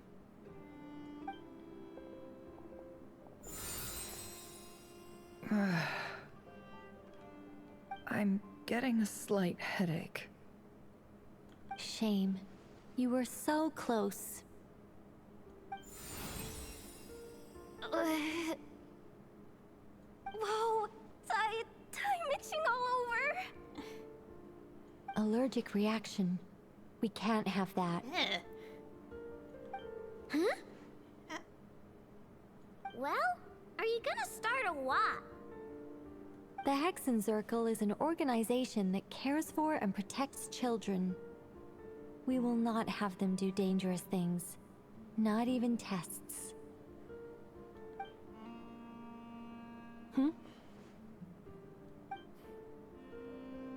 Is something the matter? The candidates have to be human. I guess that rules me out too. Huh. Everyone except the Moonchanter got beaten. Guess I don't need to feel so bad after all. I mean, looks like this isn't gonna be as easy as we thought. Perhaps I could ask for volunteers among the Frost Moon Scions. I'll see about talking to some trusted Lightkeeper colleagues. Itlua springs to mind. In fact, I think we had some former Frost Moon Scions join our ranks recently. Can you give me the scientific explanation for how the test works? I can probably make some kind of test bot. Then, we can just zip through Nashitown, going up to people and pressing a button to check their status. Wouldn't that be way easier? No. Wow! No elaboration for once. How about I contact the Knights of Favonia's garrison in the Wave Chaser plane? Shame that Lohan's already left. And that guy's even tougher than I am. Strange. The moon goddess is clearly revered by many people. So why is she on the brink of disappearing?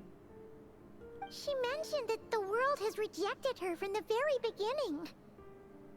And when we fought the Rerir of Solnari, it seemed like she exhausted her power for our sake. sure revered is the right word for how people feel about her. Gratitude, certainly.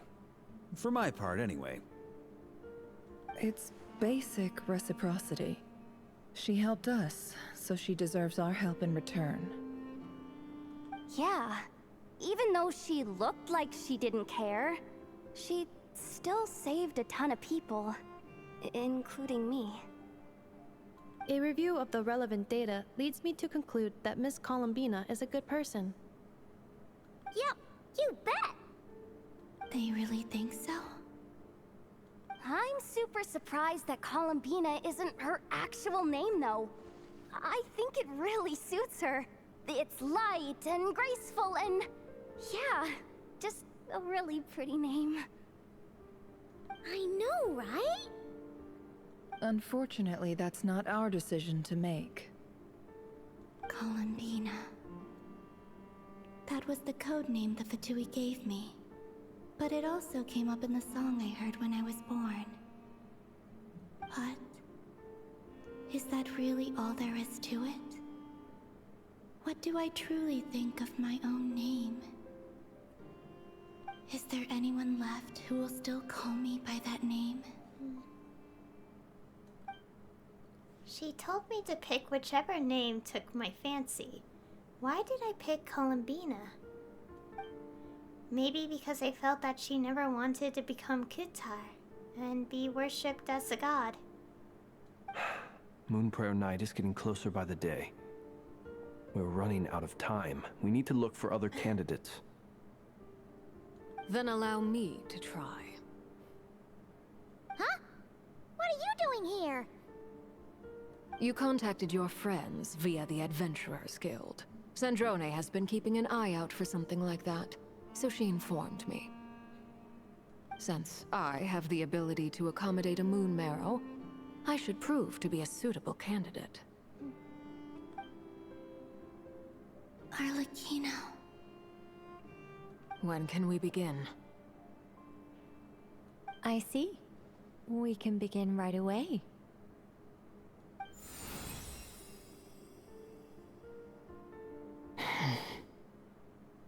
How was it? Did you feel any discomfort? Not at all. Then it seems we shan't need to look for additional candidates after all. Great! Cool. Alright, like Paimon said, the rest of us can take turns making sure the three of them stay warm and comfy. Then, my job is to take care of the caretakers. I will ensure everyone receives food and accommodation. Let's do this. No time to waste. I'm ready as well.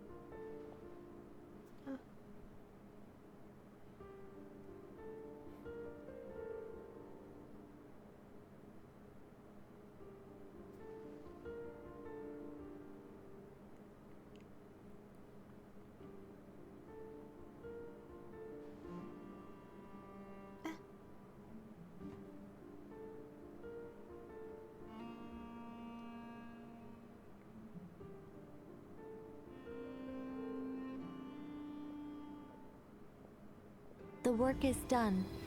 The sacred scroll shut. The stars grow dim, the people silent. The white sun sets, the silver moon rises. O path to the temple, appear now before us.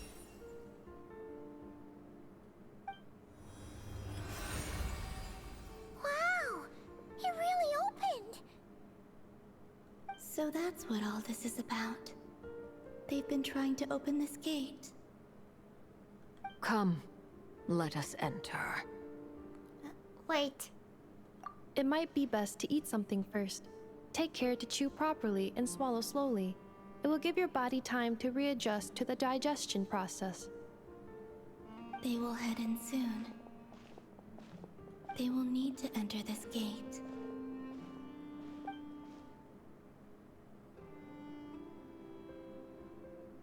Huh?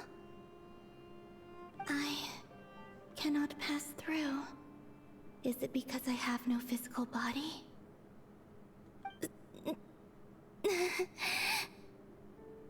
It has been 3 days. My strength has all but completely faded. Can I really hold on until Moon Prayer Night?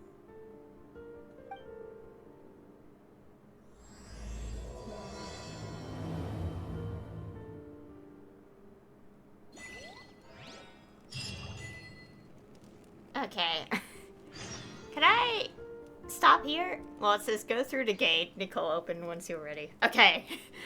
I don't want to actually progress yet, because this might take another 3 hours or less. I mean, if it takes a little less than 3 hours, then I could still do something, but, you know, I don't want to do more today. I'll be here forever if I do. Let's talk real quick. I have confirmed that you are all in good health. With that, my work is now complete. Congratulations are in order.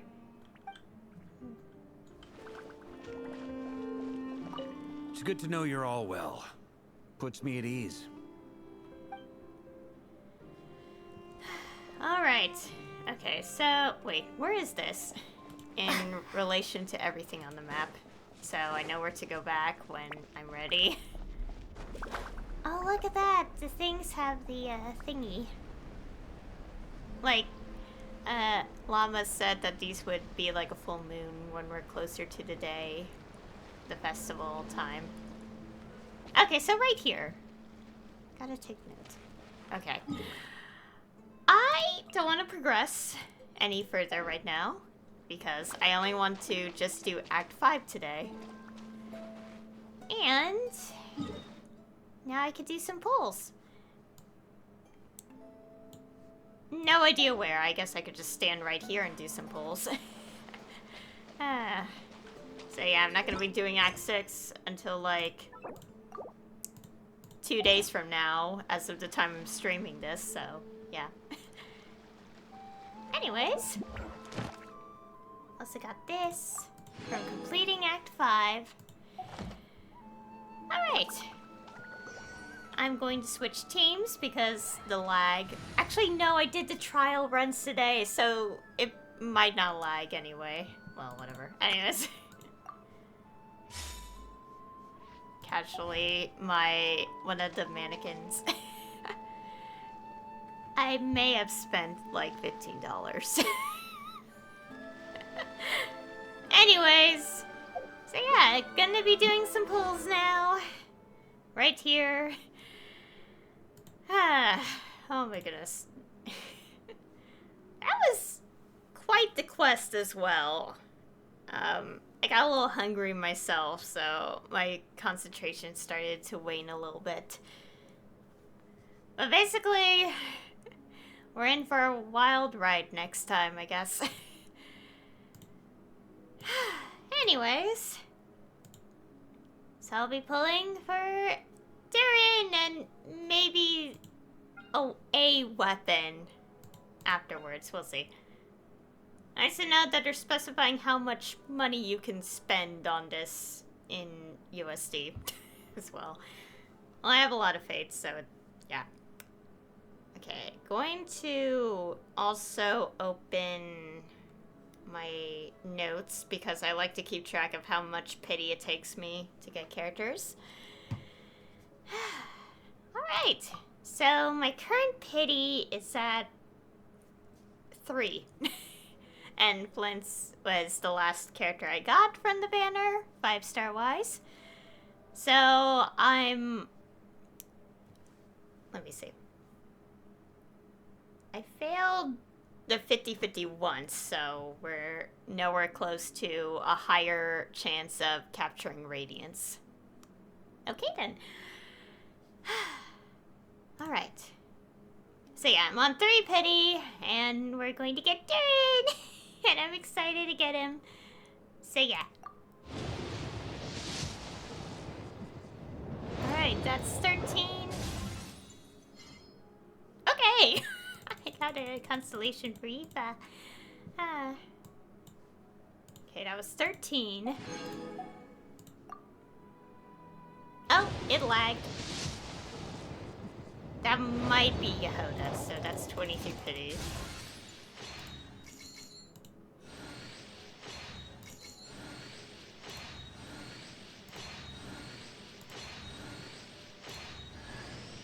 Hey, nice to meet you. If you've got a commission, spit it out.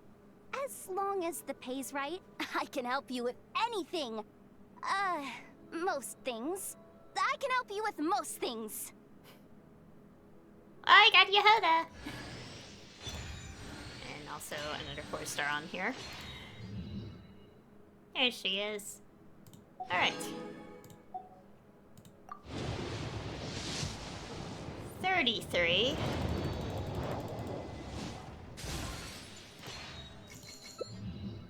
Another constellation?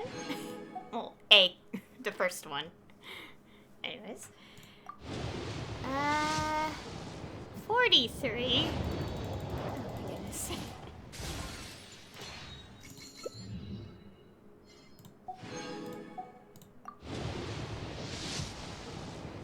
$53.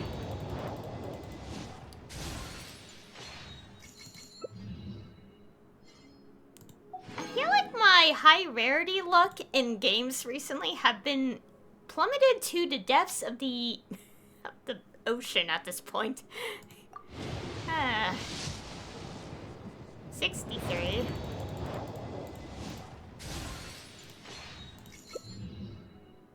Oh, we're on.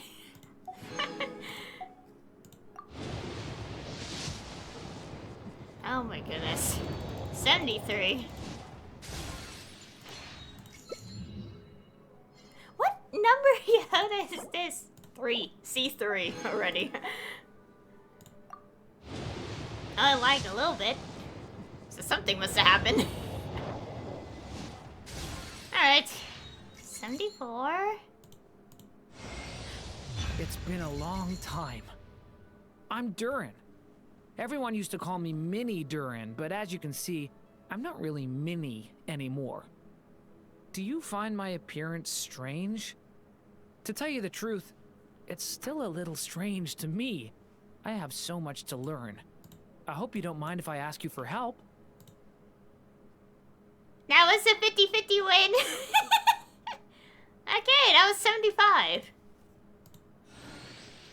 Okay, and now we reset, so it's 1, 2, 3. This is just in case, and also to keep track.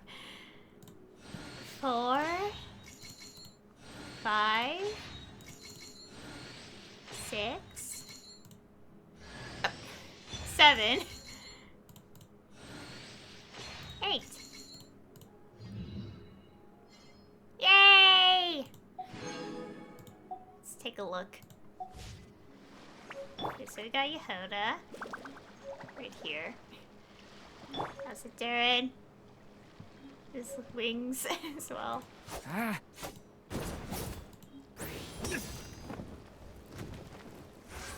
I like how his wings just go back to the side as well. Oh, let me go through constellations. Oh yeah, also his constellation is this. It's the same as Albedo, except it's tiny little dragon inside the flask. Got C3 out of this as well. Also constellation for Eva and Auroran. And Auroran's at C3 now. I'm happy since I did build them as well. Alright. Should I go for the weapon? Or a weapon. It wouldn't be Durin's weapon if the luck fails. I don't know. I have 0 pity on it.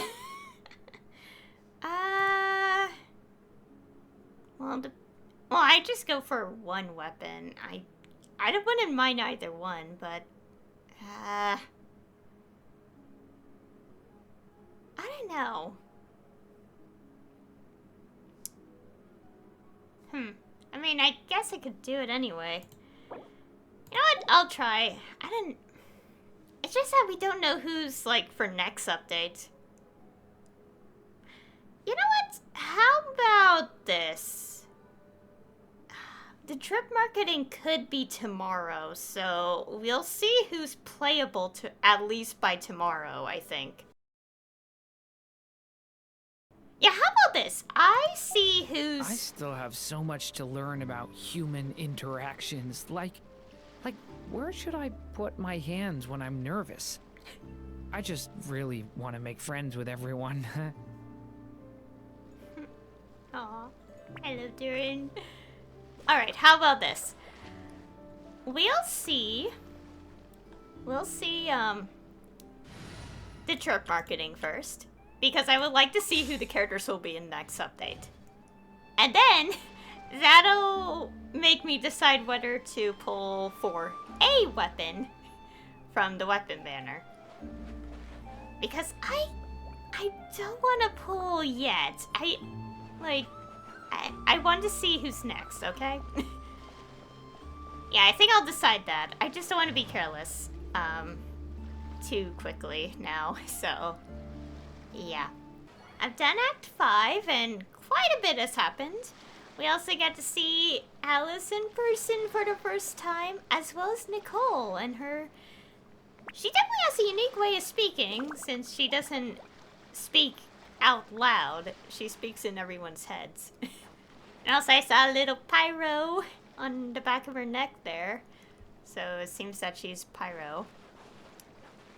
Also, saying pyro now feels a bit strange to me because I've watched a series recently. But that's irrelevant to Genshin, so I'm not going to explain all that. And I pulled on the banner and won the 50-50. Still had to go up to soft pity, but I won the 50-50, so that's fine. And... I do want to pull on the weapon banner, but I'll let it sit for a few days. But anyways, so yeah, Act 5. Quite a bit has happened, and poor Columbina has disappeared on us.